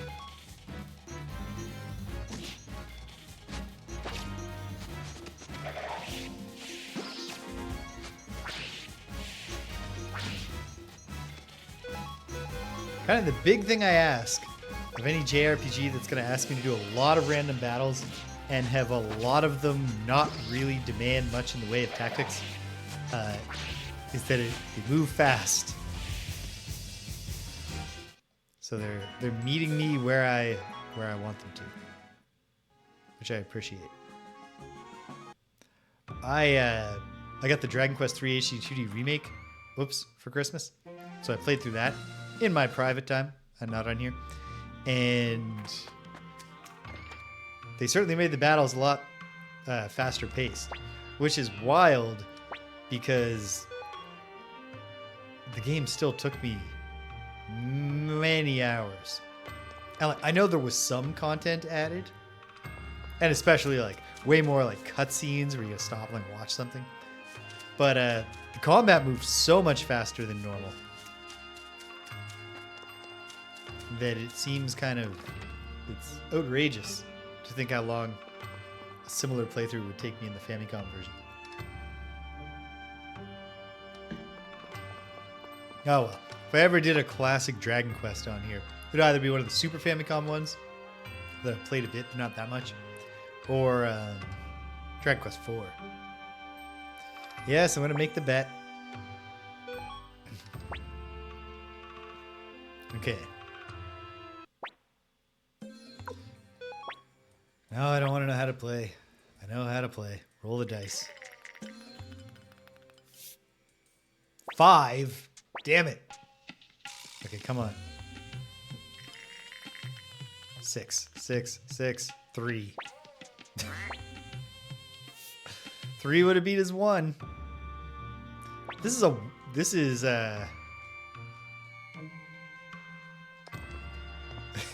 this was the first time I actually heard the quack sound effect.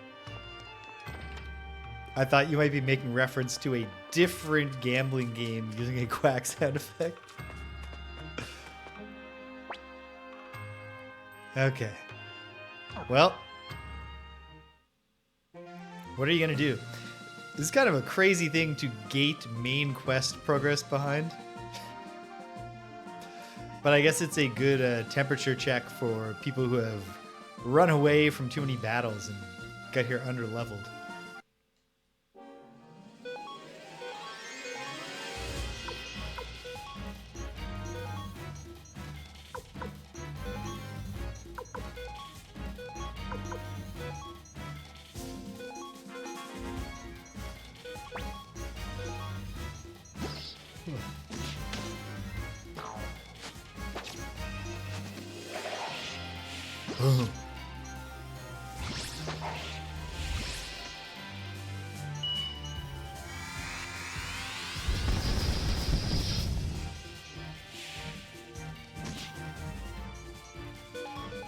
You know, it's a feature that everybody hates in JRPG combat that I personally don't mind that much.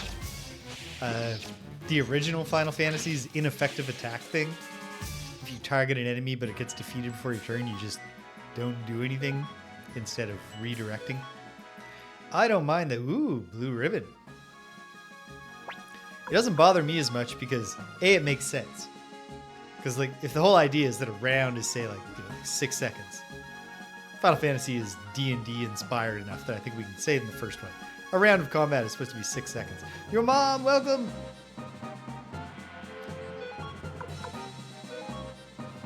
I do have the blue ribbon. I cannot equip it, which is good, I think.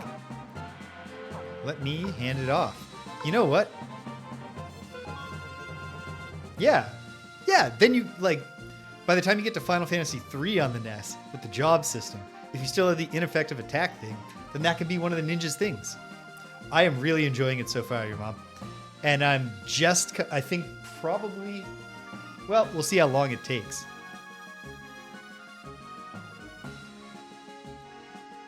We'll see how long it takes me today, but I have a feeling I'm going to wrap up today having just reached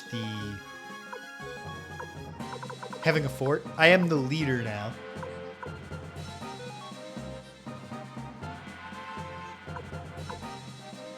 And then it's also just one of those things, it adds a little bit more tactics, especially to battles where it's just like, yeah, I just need to fight. Because like, think a little bit about how many times you need to hit a given enemy. I don't know. Cleo can have it. I guess I'll give it to Cleo. Maybe a strange choice to give it to Cleo and not one of the frontliners. Then again, Cleo doesn't have a hat. We have exactly 1,000 Poch. I'm at the part of the game here, Mom, that is gated by a purely random gambling minigame. And the one time this guy rolled a 1, I threw the dice right out of the bowl and instantly lost. I got too excited. I threw them in overhand, spiked them.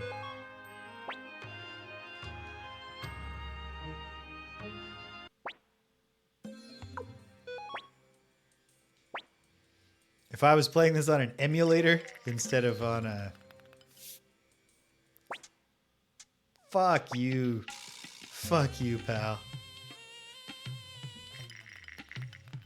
4, 5, 6. 2, 2, 3. Roll a 3. Quack. It all comes down to luck in the end, he says. The whole thing is luck. I guess except for the getting the dice to stay in the bowl part.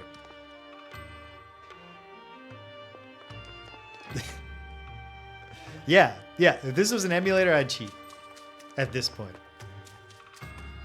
As it stands, I'm playing fairer at this than I play at, like, Ultima Gambling.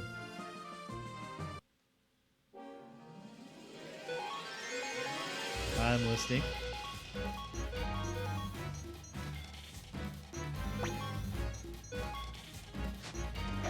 Oh, cool. That's one of the D&D games, right? Okay. I gotta take a look here. Dragons of Flame. I'll pop that up on Wikipedia.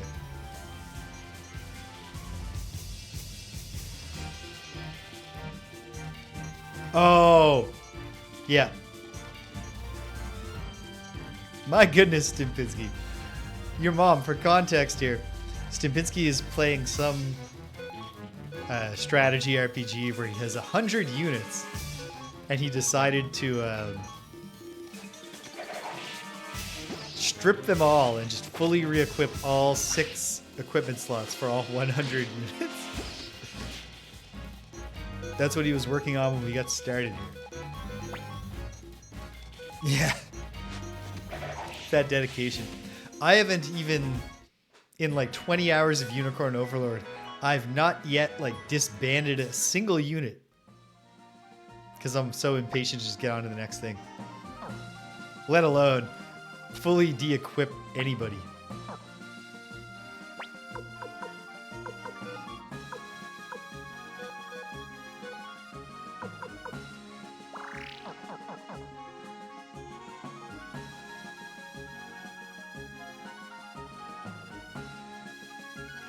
Should I save up 2,000 Poch this time so we can take 2 kicks at the can?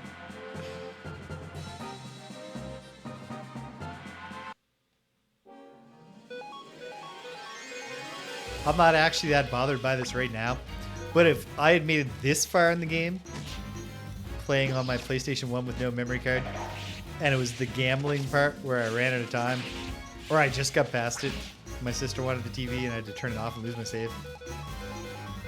Right, yes, you're right. Okay, not worth it. Not worth even trying. That's a very good point, Touchdown.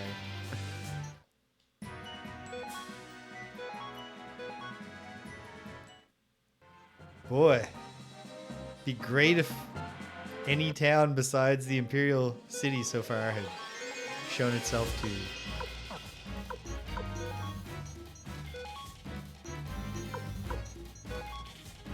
I'm gonna need to get rune money. In money, I mean. For rune purposes. Oh no. Actually, I'm going to go out on a limb and say bucketing does not affect magic. So this could be worse. Or this is going to miss. One of those, like, that's pretty common in JRPGs. Blindness affects physical attack accuracy, but not magic accuracy. And it's easy enough to come up with an explanation in your mind for why that would be the case. But there's also a degree to which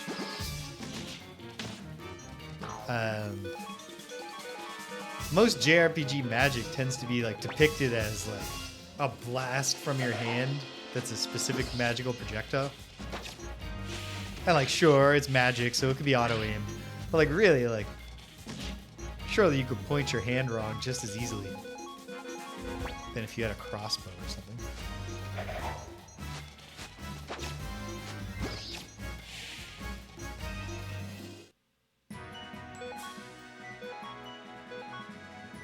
Hey, an orb. Well, that's something.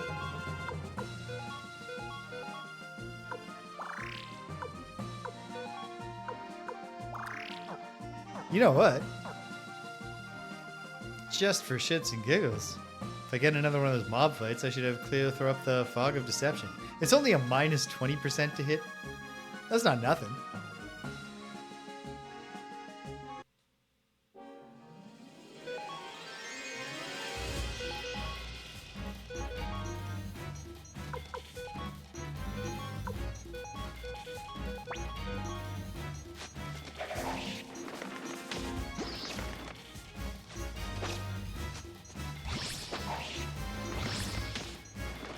Damn. Spreading out the attacks was not the move.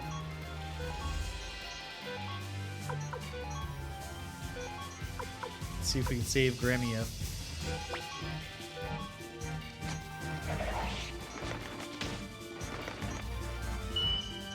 Sweet.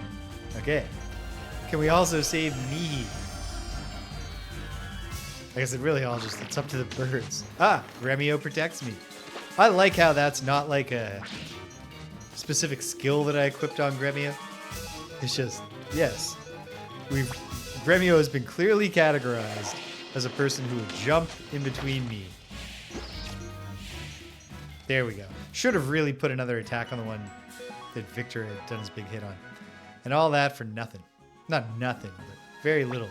Such that, how much? How many of us? 5 of us, 750. Just not quite enough. But we also have stuff we can equip now on the way out.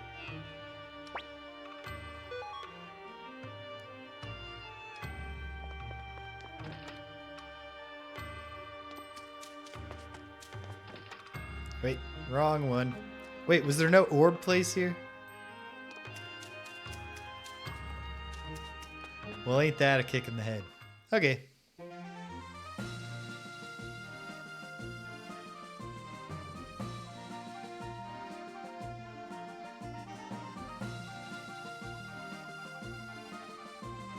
I'll say this.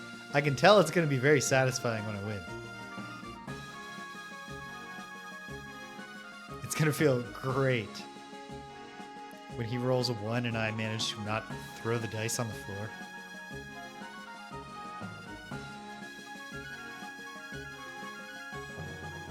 Oh, man. Okay, good. Damn it. Okay, well, we learned a lesson here.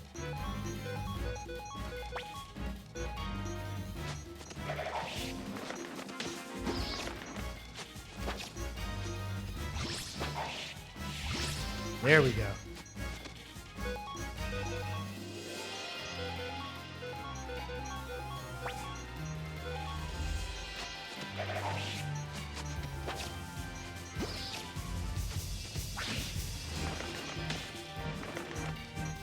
And now this guy's ready to get smoked.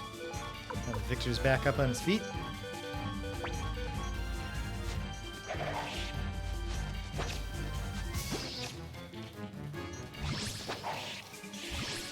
Boom. All right. Very good. This part is not very good, but I think that's just enough anyway. Yes. Alright. Luck be a lady.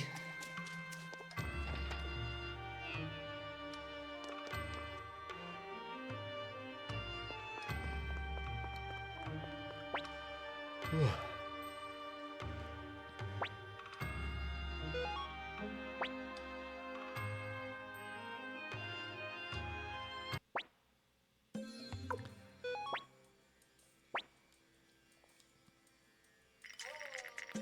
I wish he would just throw the friggin' dice on the floor.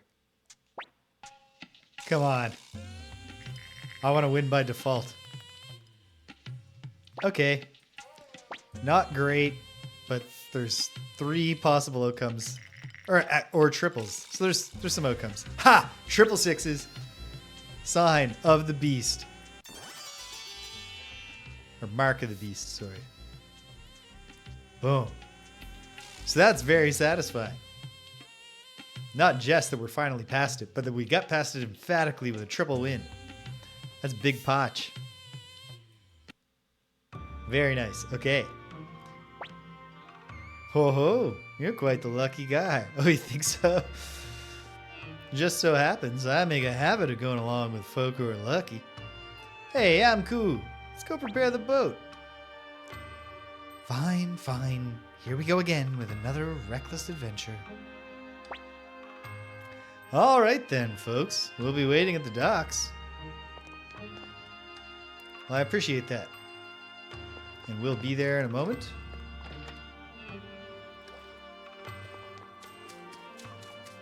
If at some point in the game I can get Sergei to install his elevator in the Rebel Fort, I'm going to consider that a great outcome.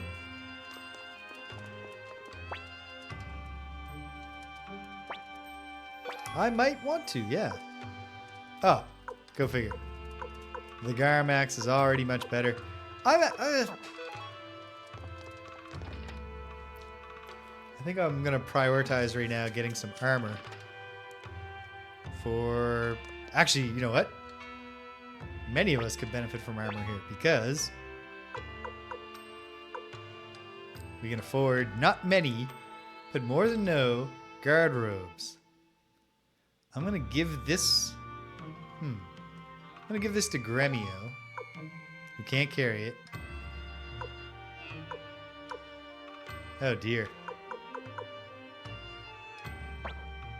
My kingdom for an appraiser. Alright, let's do some inventory management.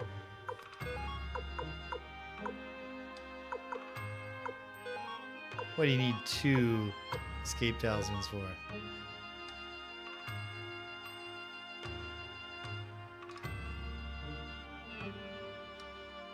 Oh, that makes sense. For some reason it made perfect sense to me, like it was familiar from somewhere else. It's just Garm. Let's see. Topics referred to by Garm.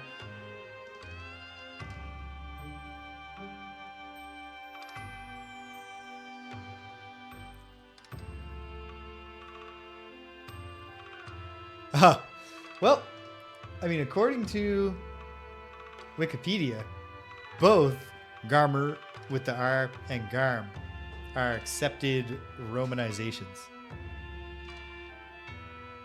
Although clearly the one with the silent R, like, that feels more Norse.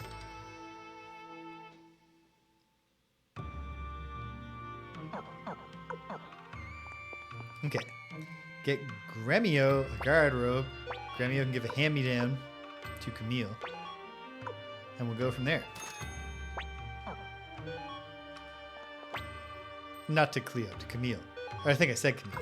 I don't know. It doesn't matter.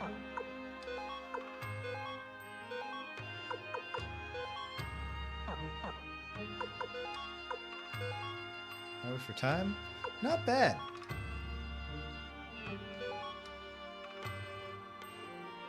Whoops. I didn't do the thing I said I was going to do at all. Oh well.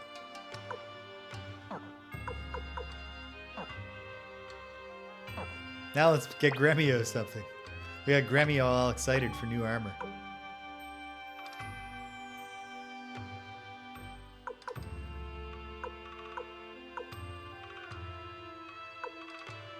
Here, Gremio, have some shoulder pads.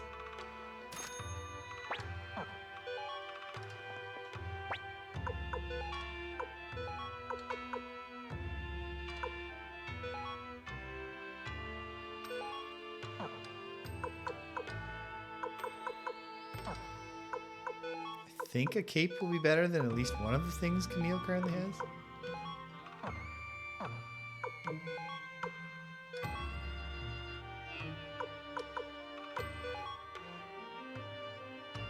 No, it's equivalent.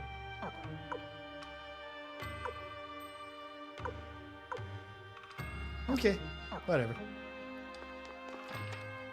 And then there's no orb place here.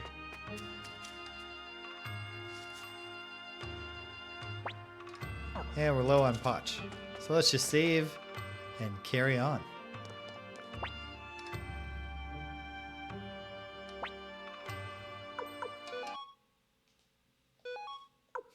Listen, I'm not going to pay to stay at your inn. But if I tell you everything I've done lately, would you write it down in a nice notebook with a lock on it? Jeez, that guy is unpredictable. Hey there, ready when you are.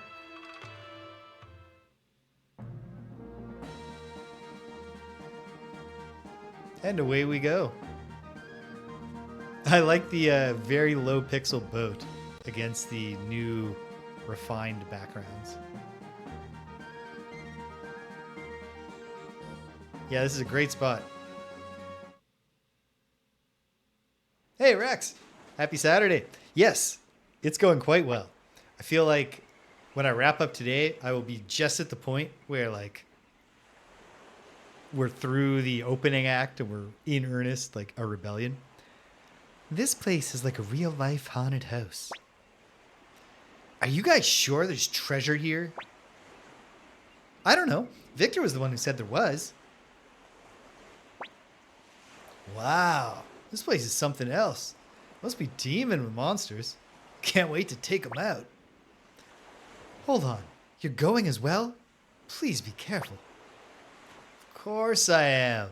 As if I'd sit here twiddling my thumbs, miss out on the adventure of a lifetime. And Tai Ho's in. Well, what's your story, Tai Ho? He's got nothing. Which makes me glad I didn't sell any of this leftover stuff. Is the leftover stuff just one cape? No, we have a circlet too.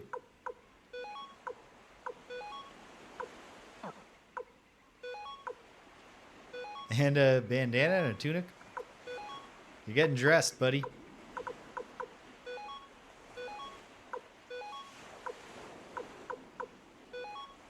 It's always nice to buy new clothes. I am wearing new clothes. A $9 t-shirt from H&M. But don't worry. I try to do my fast fashion ethically. I will wear this $9 t-shirt for years until it is literally just threads hanging off of my body. Got some linen shorts too. And a really slutty pink tank top thing. That's not for me, that's for Jamie.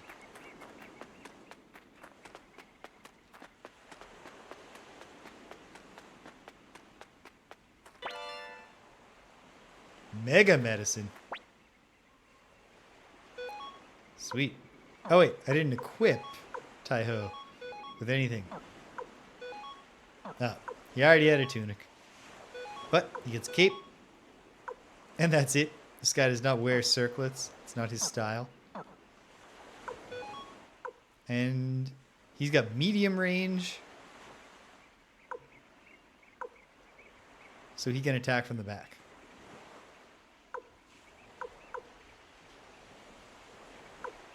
So for now, I'll keep him in the back. Because he's got very low defense.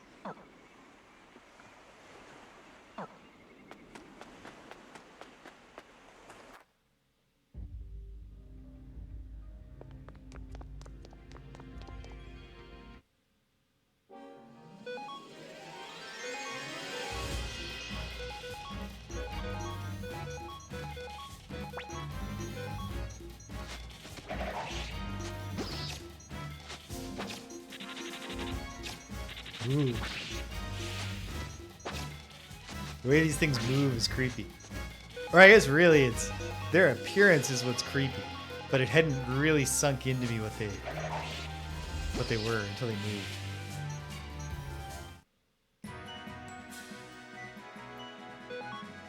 Tai Ho is gonna get caught up pretty quickly.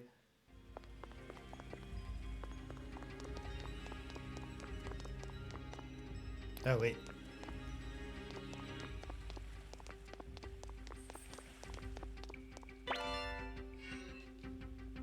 That's one of those adventure games do it sometimes, especially like the old AGI, Sierra AGI type ones. And their famous ripoffs. I don't know how famous they are. The Hugo's House of Horror. The puzzle where you got to get your character to walk, you know, in a space that the character should be able to clearly see, but you can't because of the perspective. There's nothing about the overhanging representation of where the cave wall meets the cave roof that should make it at all difficult for the party to figure out what's going on here. So we just picked up something. Toe shoes. Well,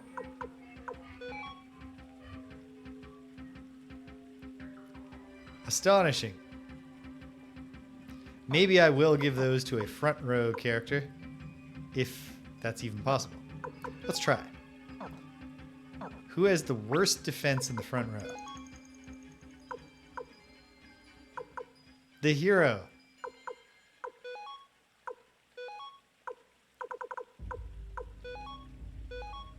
Hey Tai Ho, I know we just met you. Could you please carry this unidentified and possibly precious antique for me?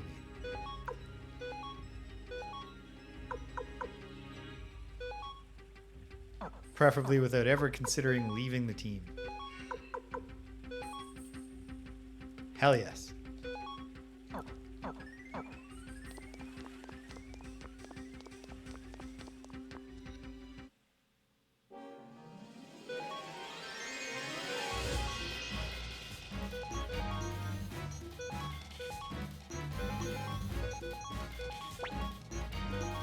Here we go.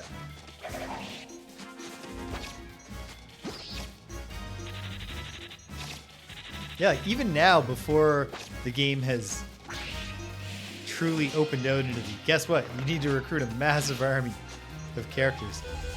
It already has a very big cast of party members. Compared, like, it's not Chrono Cross levels yet, but this far into the game, neither is Chrono Cross.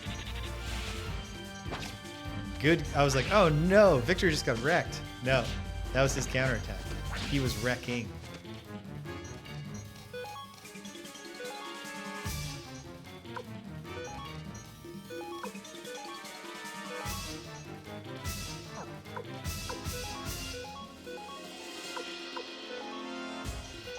All right, Cleo, you gotta save me first.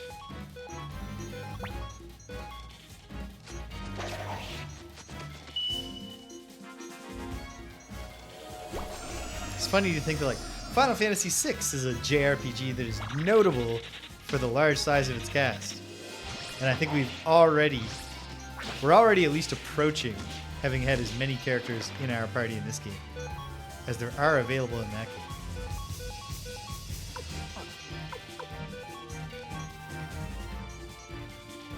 Oh, right, I gotta remember. The other thing about healing magic is that it eventually will run out.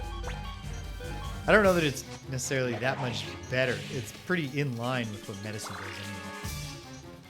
Oh, sweet. I appreciate that, there we go. Tai Ho is almost caught up now from that battle. I appreciate that it still threads in your healing when you finish the battle.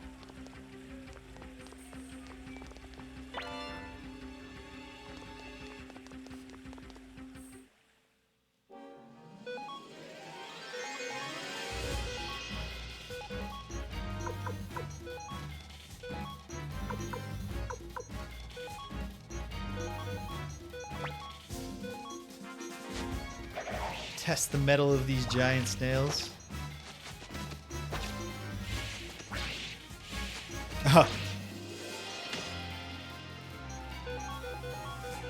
without having any actual experience in the game, Rex, except knowing that it's a direct sequel to Heroes of the Lance, I'm going to assume that they just didn't bring the same elan to the development that they did to Heroes of the Lance.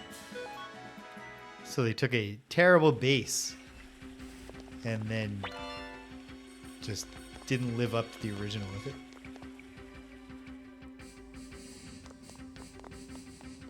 Although it would be cool if it sucked in some unique way.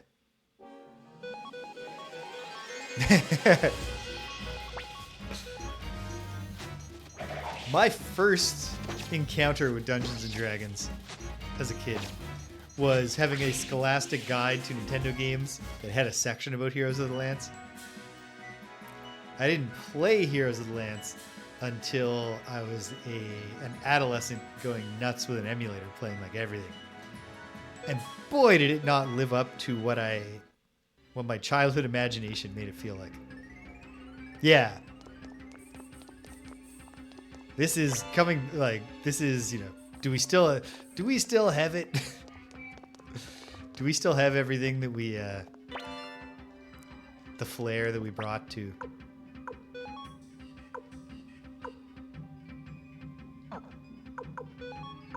Hey, you're in luck, Camille.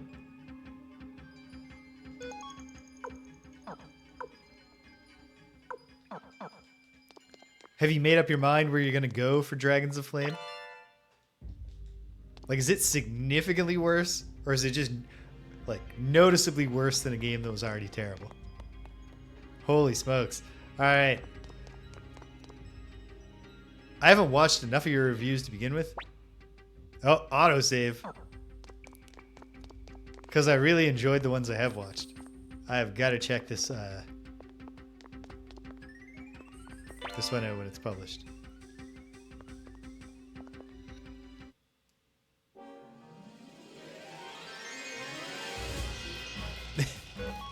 Well, like, there's a whole other level to it when you are committed to forcing yourself to play through the game.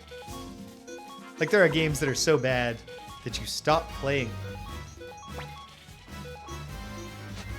But then you're less offended by it than if you really hungered down and slogged through it. It's probably how I'm going to wind up feeling when I'm finally playing Ultimas 8 and 9. This summer, I still gotta go back to finish Serpentile, which I am enjoying, although it is a bit of a slog. And, you know, Ultima 7 is a long way.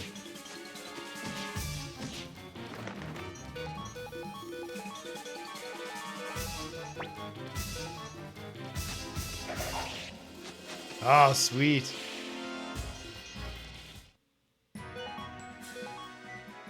And you're getting to it with the kind of timing where I might actually get to see some of it live. So that's exciting.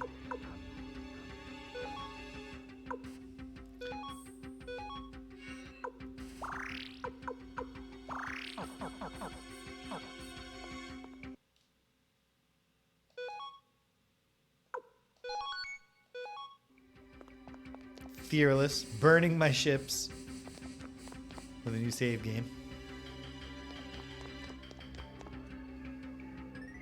I think we'll be out. Oh, wow. I assumed the mix of an autosave and a save point. Cannot carry any more items. Don't abandon. Must discard something. I'll get rid of these old boots.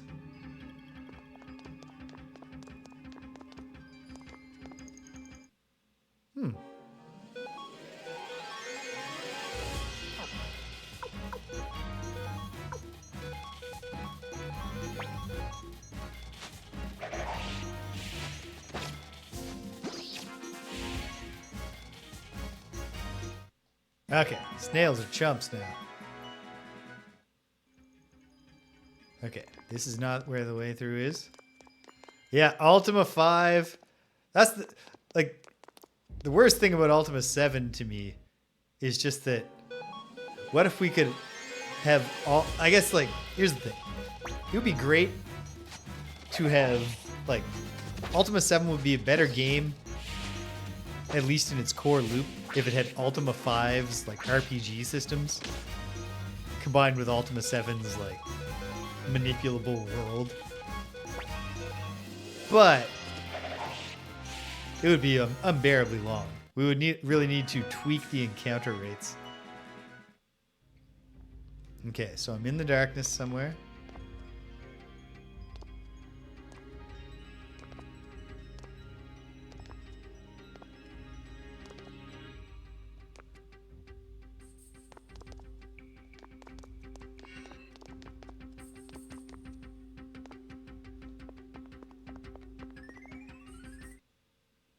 Annoying. I thought I was making my way there by noticing when there were footstep sounds and when there weren't, but I think there was just one tiny little footstep sound happening because of the roundness of the walls when I was going left and right and then pressing down. Gave me false hope I was making my way to the treasure.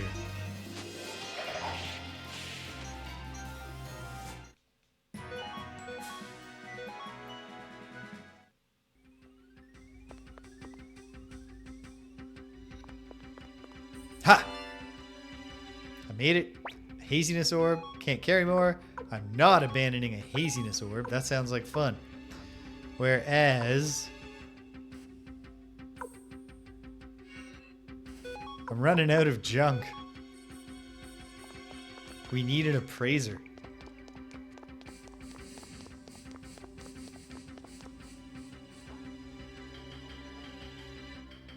Oh, we're into the castle. And there's the door. That's where we came in. Or not where we came in, but where we could see when we originally came through. Thought there might be a little party busts out and they talk about what they can see. Oh, or maybe there are just multiple entrances, all blocked with boulders. We seem to have left random encounters behind temporarily. Oh. Looks like we found the big boss.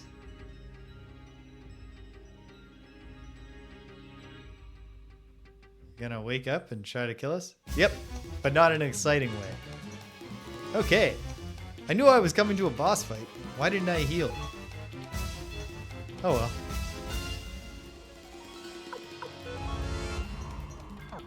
Not gonna be able to sudden death this enemy. Like, some people do consider it the peak, and the reasons why are like the design of the world, where you can like the sandboxiness of it, and people like the writing too, I think, to a degree. But it's mostly about the world, where the core RPG systems are significantly worse than the previous games. Like, especially because like they added real-time auto combat that is so chaotic that, pardon me, except for one fight where the secret to winning it was to use a glass sword that wins any fight in one hit. Every other fight that I ever lost, there was nothing to do except try it again. Nothing had to be done except try it again, but win this time. Without doing anything different. Just hit C, wait a second, find out if you win or you lose. Oh, you know what? Before I start healing, let's get this Fog of Deception up.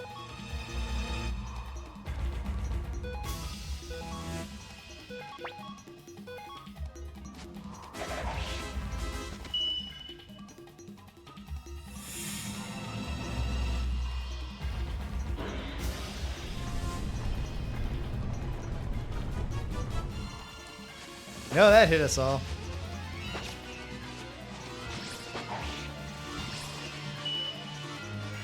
Zombie dragon weak to fire. Looks like it, yes. Okay. That could have gone either way. Okay. Well, we need mass healing now.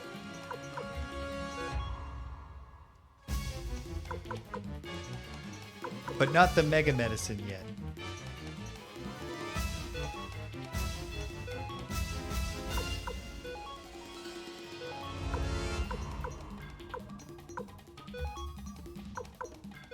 Do you have medicine? Yes, you do. Did you come with medicine, Tai Ho? Everybody, every new character in the party comes back with medicine.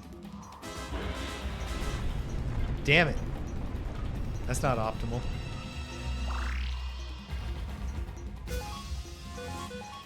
Well, the good news is that my tactical error is crystal clear. I should not have come into this fight without healing. It's also bad luck, I guess, that the boss drew area of effect attacks in the first 2 rounds. Maybe it always does that.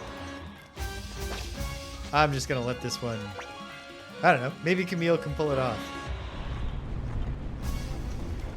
Probably not.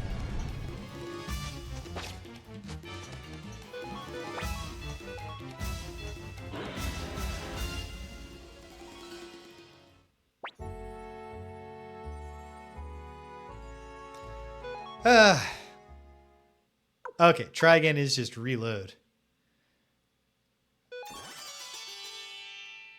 Okay. Well, simple enough. I simply won't rush into the obvious boss fight without healing.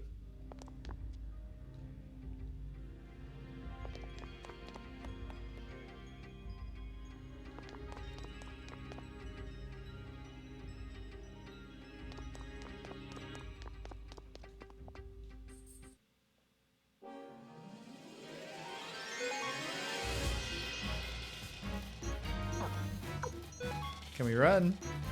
Yep. Perfect.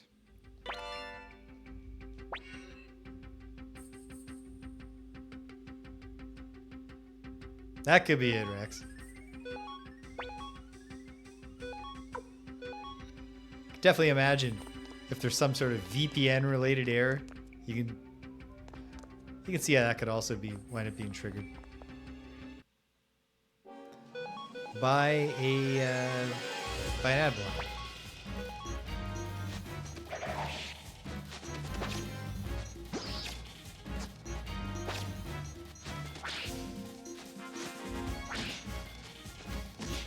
Damn. Probably could have spared ourselves those 3 hits if Victor could have got his act together.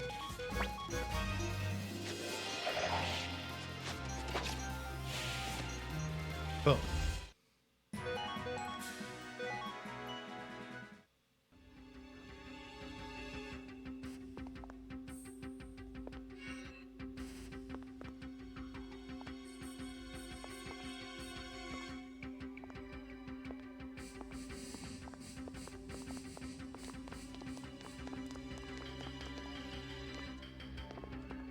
There we go.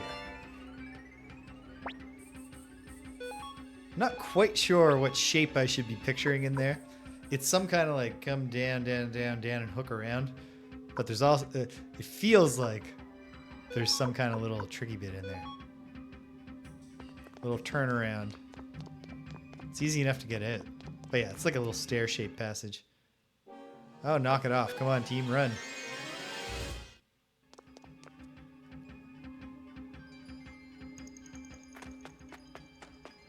Here.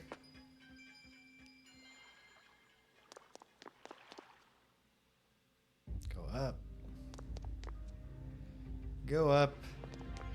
Stop. And heal. Okay. I have loads of medicine at least. A little less now.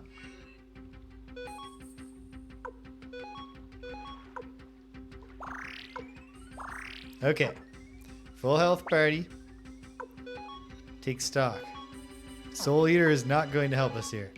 The fire rune is. The clone rune is. The water rune is. And the other 2 are runeless. Okay. Hello, Mr. Dragon.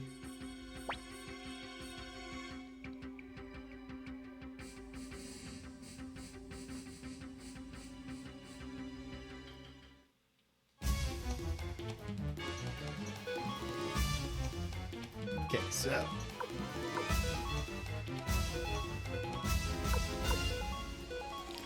Let's choose the things that will do damage. And here we go. Alright. I do not think he's ever going to miss with the breath attack.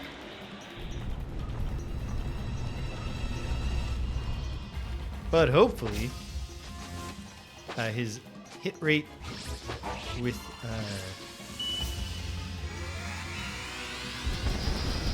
his attacks won't be that good. Okay. Yikes.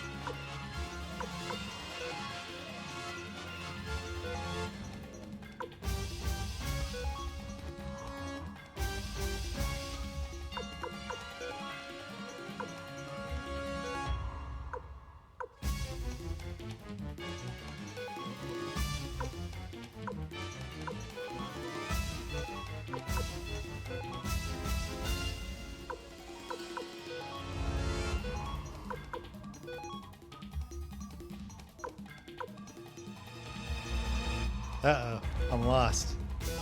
Lost track of who I've helped and not helped. Just going to guess. Could be disastrous. Ha! Good. He went for an attack in the second round. Gives us the chance to heal. Oh! Except for Victor. Fortunately, we can deal with Victor now. Okay. This is off to a much better start than the one where we just got wrecked immediately.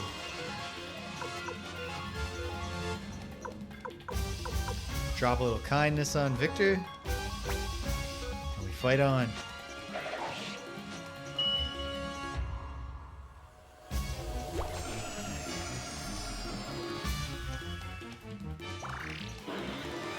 Haha! Bet you wish you had 20% more accuracy.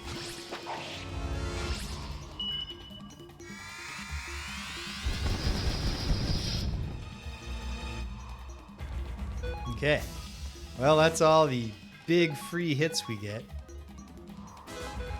with Remio's mighty thing. Flame Ring. So now it's all chip away, hope for some crits, hope that it doesn't start just spamming its breath weapon. And as long as it doesn't, we're in pretty good shape. Starts getting hits again, put up another Fog of Deception. There's no obvious visual for me to like, obviously there's some graphical mist, but I think that's just the cave.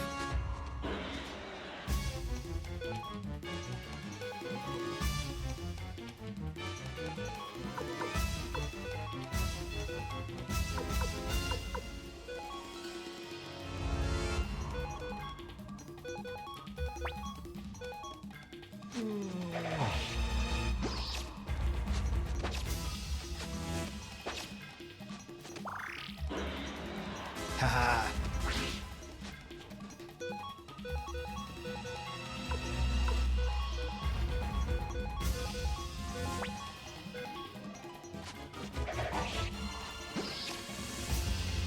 Critical. Very nice. Another critical. Good work, Tai Ho.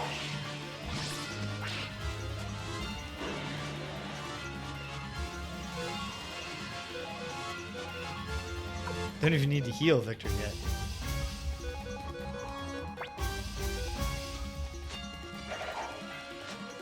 But yeah, very limited with our attack magic right now.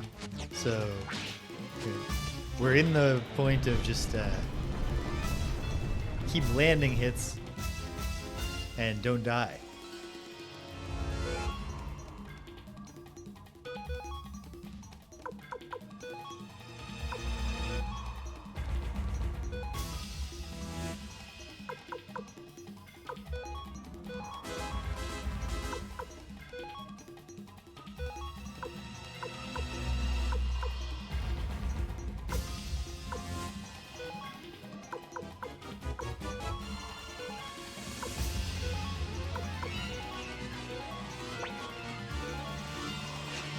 Would love if this game had the format of showing you a list of the things you've locked in. I should just have everybody heal themselves for ease's sake, but...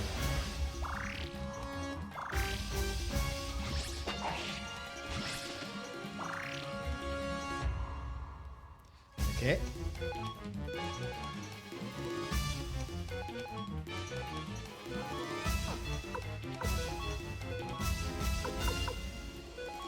Do another Fog of Deception next round, just because the thing landed a single hit, so I'm just pessimistic now. But yeah, I think this is going well. I think we're going to pull this off, get the fort, which will be a great place to wrap up for the day. Okay, no. Not going back to Fog of Deception until such time as the dragon, you know, really, he's got to sell me on the idea that he's a threat.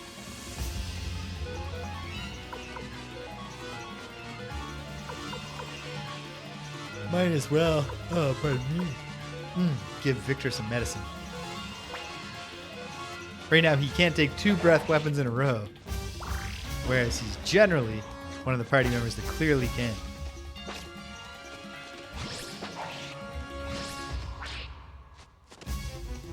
Okay.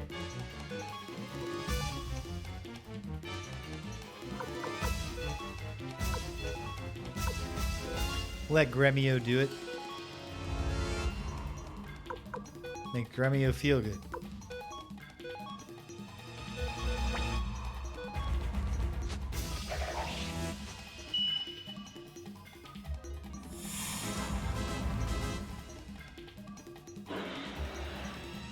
That's what we like to see. Stupid dragon trying its physical attack and missing.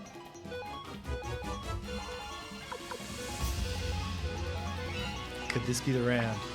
Feels like it could be. There doesn't seem to be any visual progression where it's making it clear to me that the boss is getting near to death. Ha! But I just had the feeling. Excellent. Serves you right, acting like a big shot when you're already dead. Look, the fog!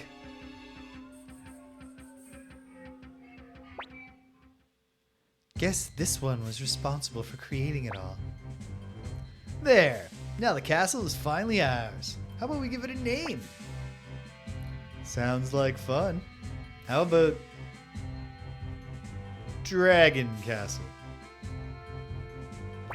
Oh, Orange Castle! I say we call it James Castle. What name would you like, young master? Okay. Something Castle.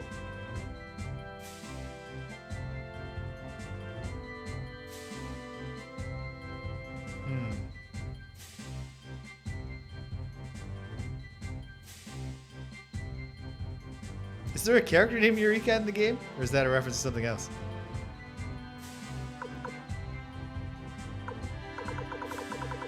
Okay.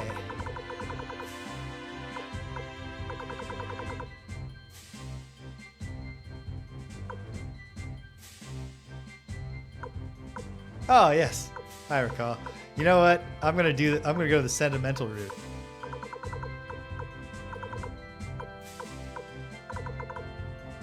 It's Odessa Castle. Odessa, huh? I like it. Let's go with it. Well played, Gremio.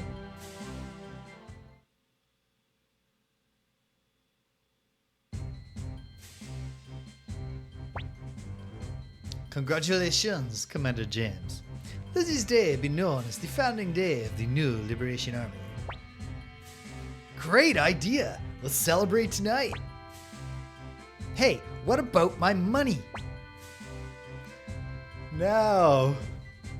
I like Bouncy Castle. Now isn't the time for such trivialities, lady. There'll be time for that later. It's been a while, James. You have finally started on your own path. Today I come bearing gifts. Here's the first one. Please accept it. This is the stone tablet of promise. Your true strength lies in the comrades who share your vision. Go forth and recruit others. The names of your new allies will be carved onto the tablet. As for your other gift... Long time no see. Remember me? I'm Luke, Lady Leknat's #1 apprentice. His powers should serve the Liberation Army well. James, history has only just been set in motion. Do not lose heart. We shall meet again someday. So, looks like I'll be joining you. Thanks for having me. I'm certain Lady Leknat just wanted to be rid of him. Yeah, kinda agree. Commander James, the castle is now ours. It's time to turn our efforts to gathering more allies. A man by the name of Lepant lives in the town of Kuan. I suggest we recruit him. He's certain to be useful.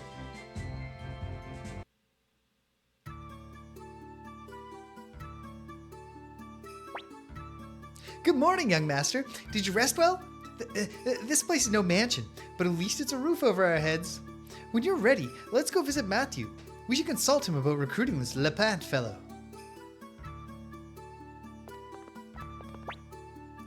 Master James, are you thinking about your father? Well, it wasn't until you said that.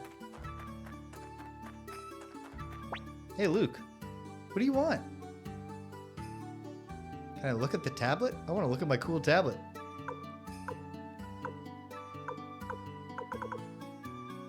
So we all represent, so there are like multiples of things. Or wait, no. No, I wasn't looking closely enough. So everyone's the specific star.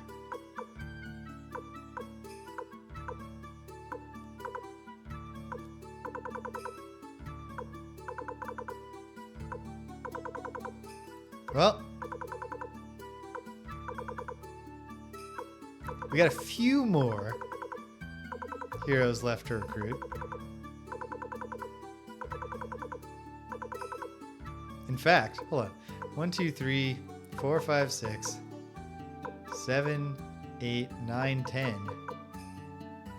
Plus Odessa is 11. Okay, we actually haven't had that many playable characters in the party yet. Wait. I should have seen... Can I click on their names? Yes. And see what they are like. I do want to go back. Thank you for asking. Ugh. Pardon me.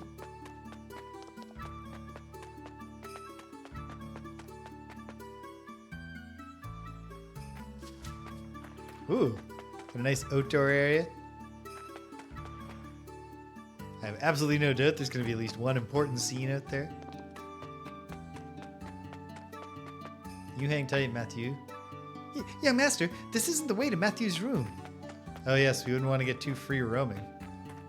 I wonder what's here in our lair. Impossible to tell because it's blocked by 2 waist-high boxes. Good morning, Commander James. Did you get a good night's sleep? Not in. Let's get down to business. Lepant lives in the town of Kuan. He's an honorable man. If you tell him I sent you, I am certain he'll lend you a hand. Hey, James. Of course you're taking me with you, right? Master James, I'll join you as well. Who else will you take, Commander James? Well... I like this Camille.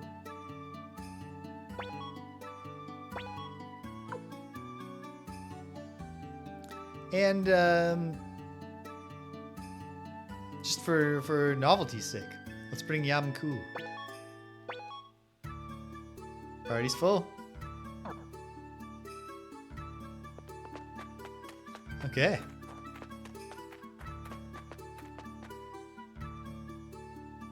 Emotionally, I can keep going. Brakeman and I.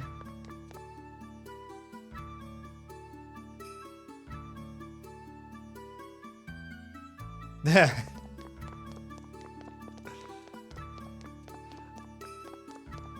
never get into that custom equipment stripping. Even just like in Final Fantasy VII, I was like, no, I'm not going to take the steel rune off of this material with steel off of Yuffie. I give stealing power to another member of the party. Let alone the real extremes, like when I played Pool of Radiance, I did not recruit mercenaries from the guild just to let them get killed and loot their bodies.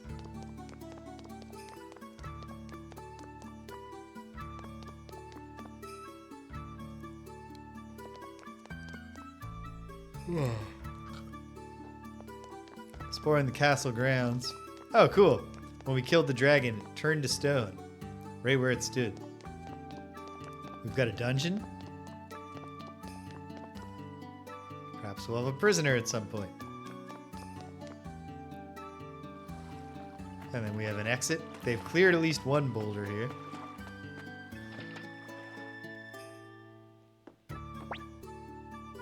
All is waiting. Makes me want to wander off somewhere.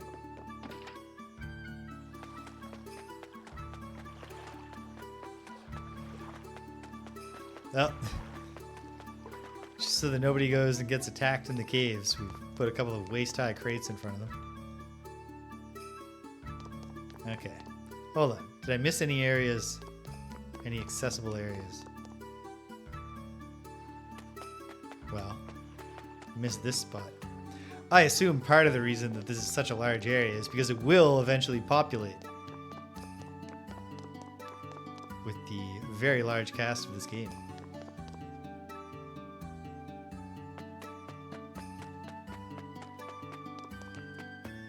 Oh, here's the door. Where's that go? Oh, right. Tried that already. Okay. Looks like there's nothing to do but hop on a ship. And I guess my big thing is just going to be going back to town, or to a town, and wrapping up here. Take care of some stuff. Oh, wait, by letting Tai Ho leave the party, whatever I'd given to him is gone. But that's okay. I can live with that.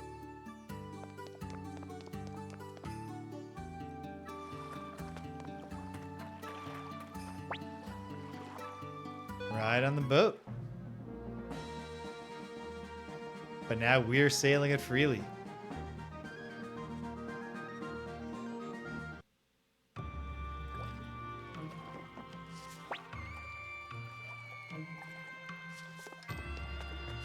Tai Ho fella's a real daredevil.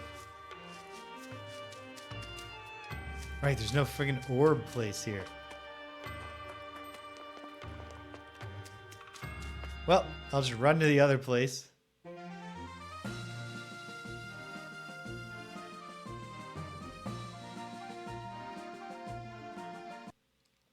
Because there was an orb place here in Seika, right? Yep.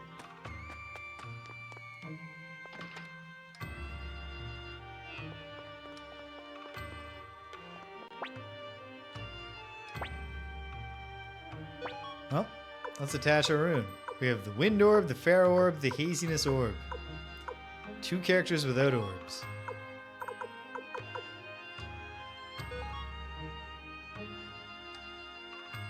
Can I give myself?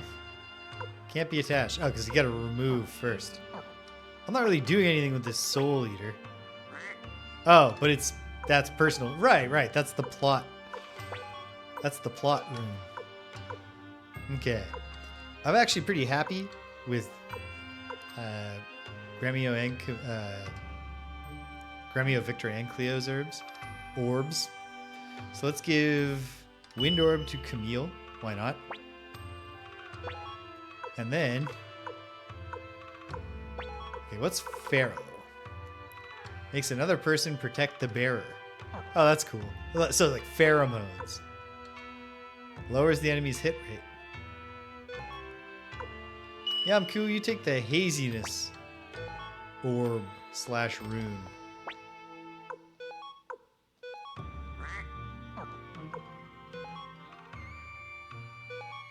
Wind of Sleep. Put him to sleep. And Shredding Wind. Just massive damage to one enemy. Cool.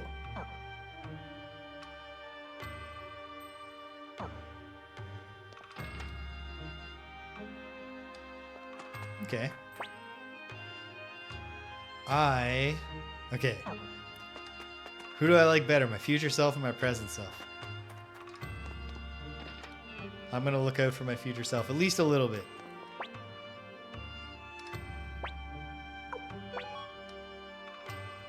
Let's see. What do any of us have that we don't need anymore?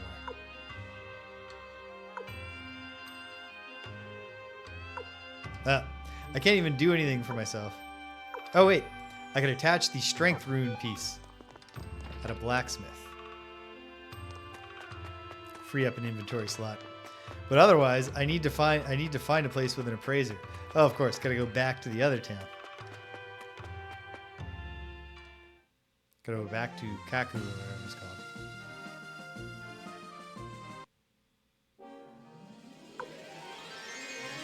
We'll let him go.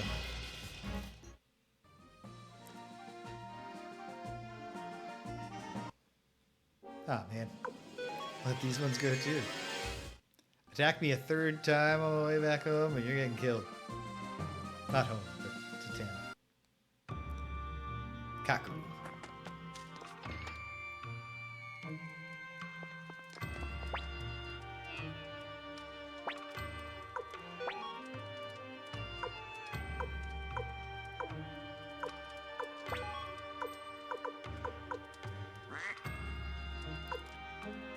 Strength rune piece cannot be attached.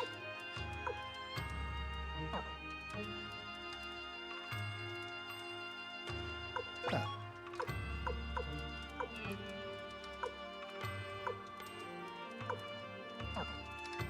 Oh.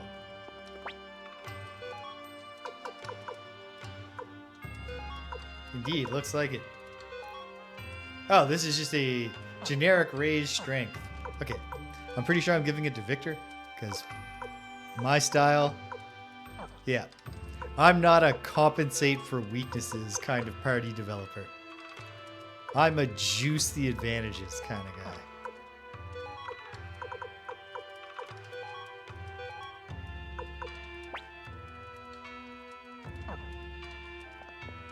Okay, and that...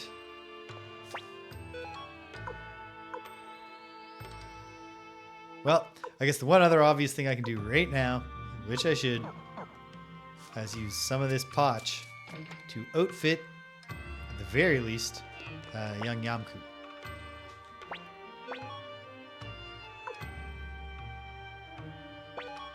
Here, Yamku, put on this pointy hat.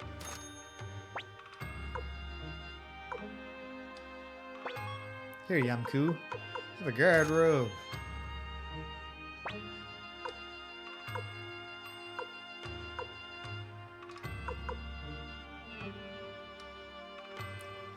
You didn't miss the whole stream, although you are just here at the end, Cedric. Hello, happy Saturday. It was a great session because I'm ending just immediately after getting the castle and being like, you know, we're at the outset of the build the Liberation Army plot.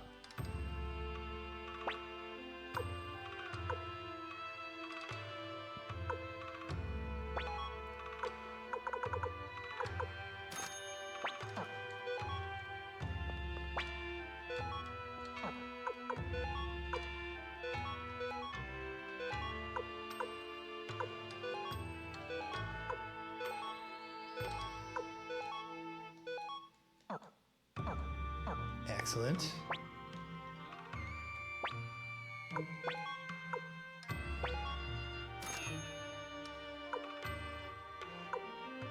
There's no going back. They do not ask you, are you sure you want to sell that? It's sold.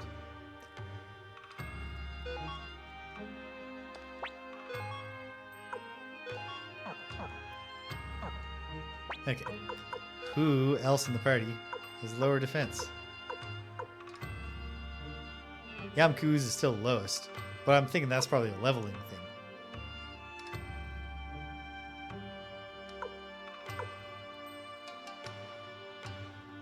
Maybe? Yeah. Okay. I think that's as much as I've got in my mind right now as far as managing this party. So let's throw down a rest. You know what? I will probably be able to remember this. Actually, you know what? Having said that out loud.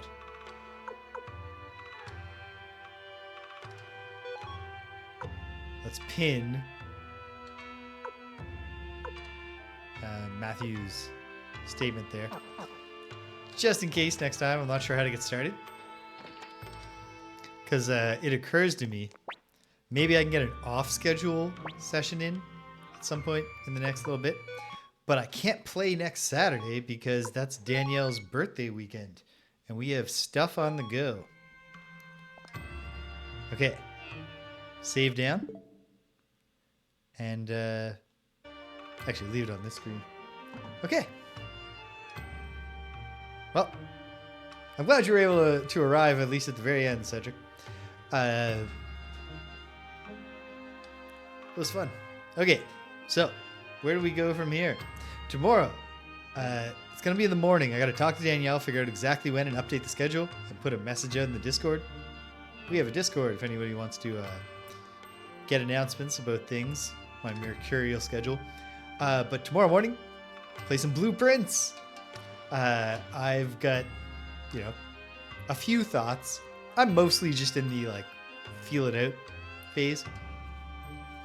So I'm going to keep on feeling it out and making notes and figuring stuff out bit by bit. Looking forward to that. Come Wednesday, I know of no obstacle that could stop Gregory from joining me here so that we can finish up with Batman Returns on the NES, which has turned out to be a rich enough game that we played it for the whole time last time. And we're going to play it a bit more. And then we'll probably we will get to Lethal Weapon, which I'm thinking is going to be a big piece of junk. That's the feeling I get. But we'll find out together. We got to go in with an open mind. As open as you can be. When you've already decided you think the thing's going to suck. Yes. I saw a screenshot. It looks exactly like the Game Boy game. Really? Okay. Okay. Okay. I'll go in with an open mind. It's got one strike against it because it's a pass and play game. So you made a beat 'em up based on Lethal Weapon. We can't play together at the same time. But we'll go in with an open mind. And we'll see if it's fun or if it's bad. Or if it's both. That should be fun. Great. And then Friday Night Frosthaven. We missed one last week, which is a bummer. Yesterday. But this Friday, we're going to be back at it. I will dress up like a pretty girl. And my drag character. Oh. We'll see. The Game Boy game was like a shitty beat 'em up. And the NES one looks almost exactly the same, but I guess we'll see. And, yeah. My drag character, Jamie Rose, will be playing Frosthaven with Rich and Greg, playing the Thawed Wood scenario. Next Saturday, we shan't be here, but if I can find an off-schedule time to play some more of this game, or to play some Lolo or something, I'll do it and I'll announce it in the Discord. And onwards and upwards from there. That's it. That's all. That's all there is. So, hey, if you stuck around to the end, thanks for sticking around to the end. If you came and you left, you can't hear my voice. But I'm glad you stopped by anyway. So thanks for stopping by. And until the next time, when we're racking up stars together, well, there's only not even 100 to go. We're almost there. Take care of yourselves.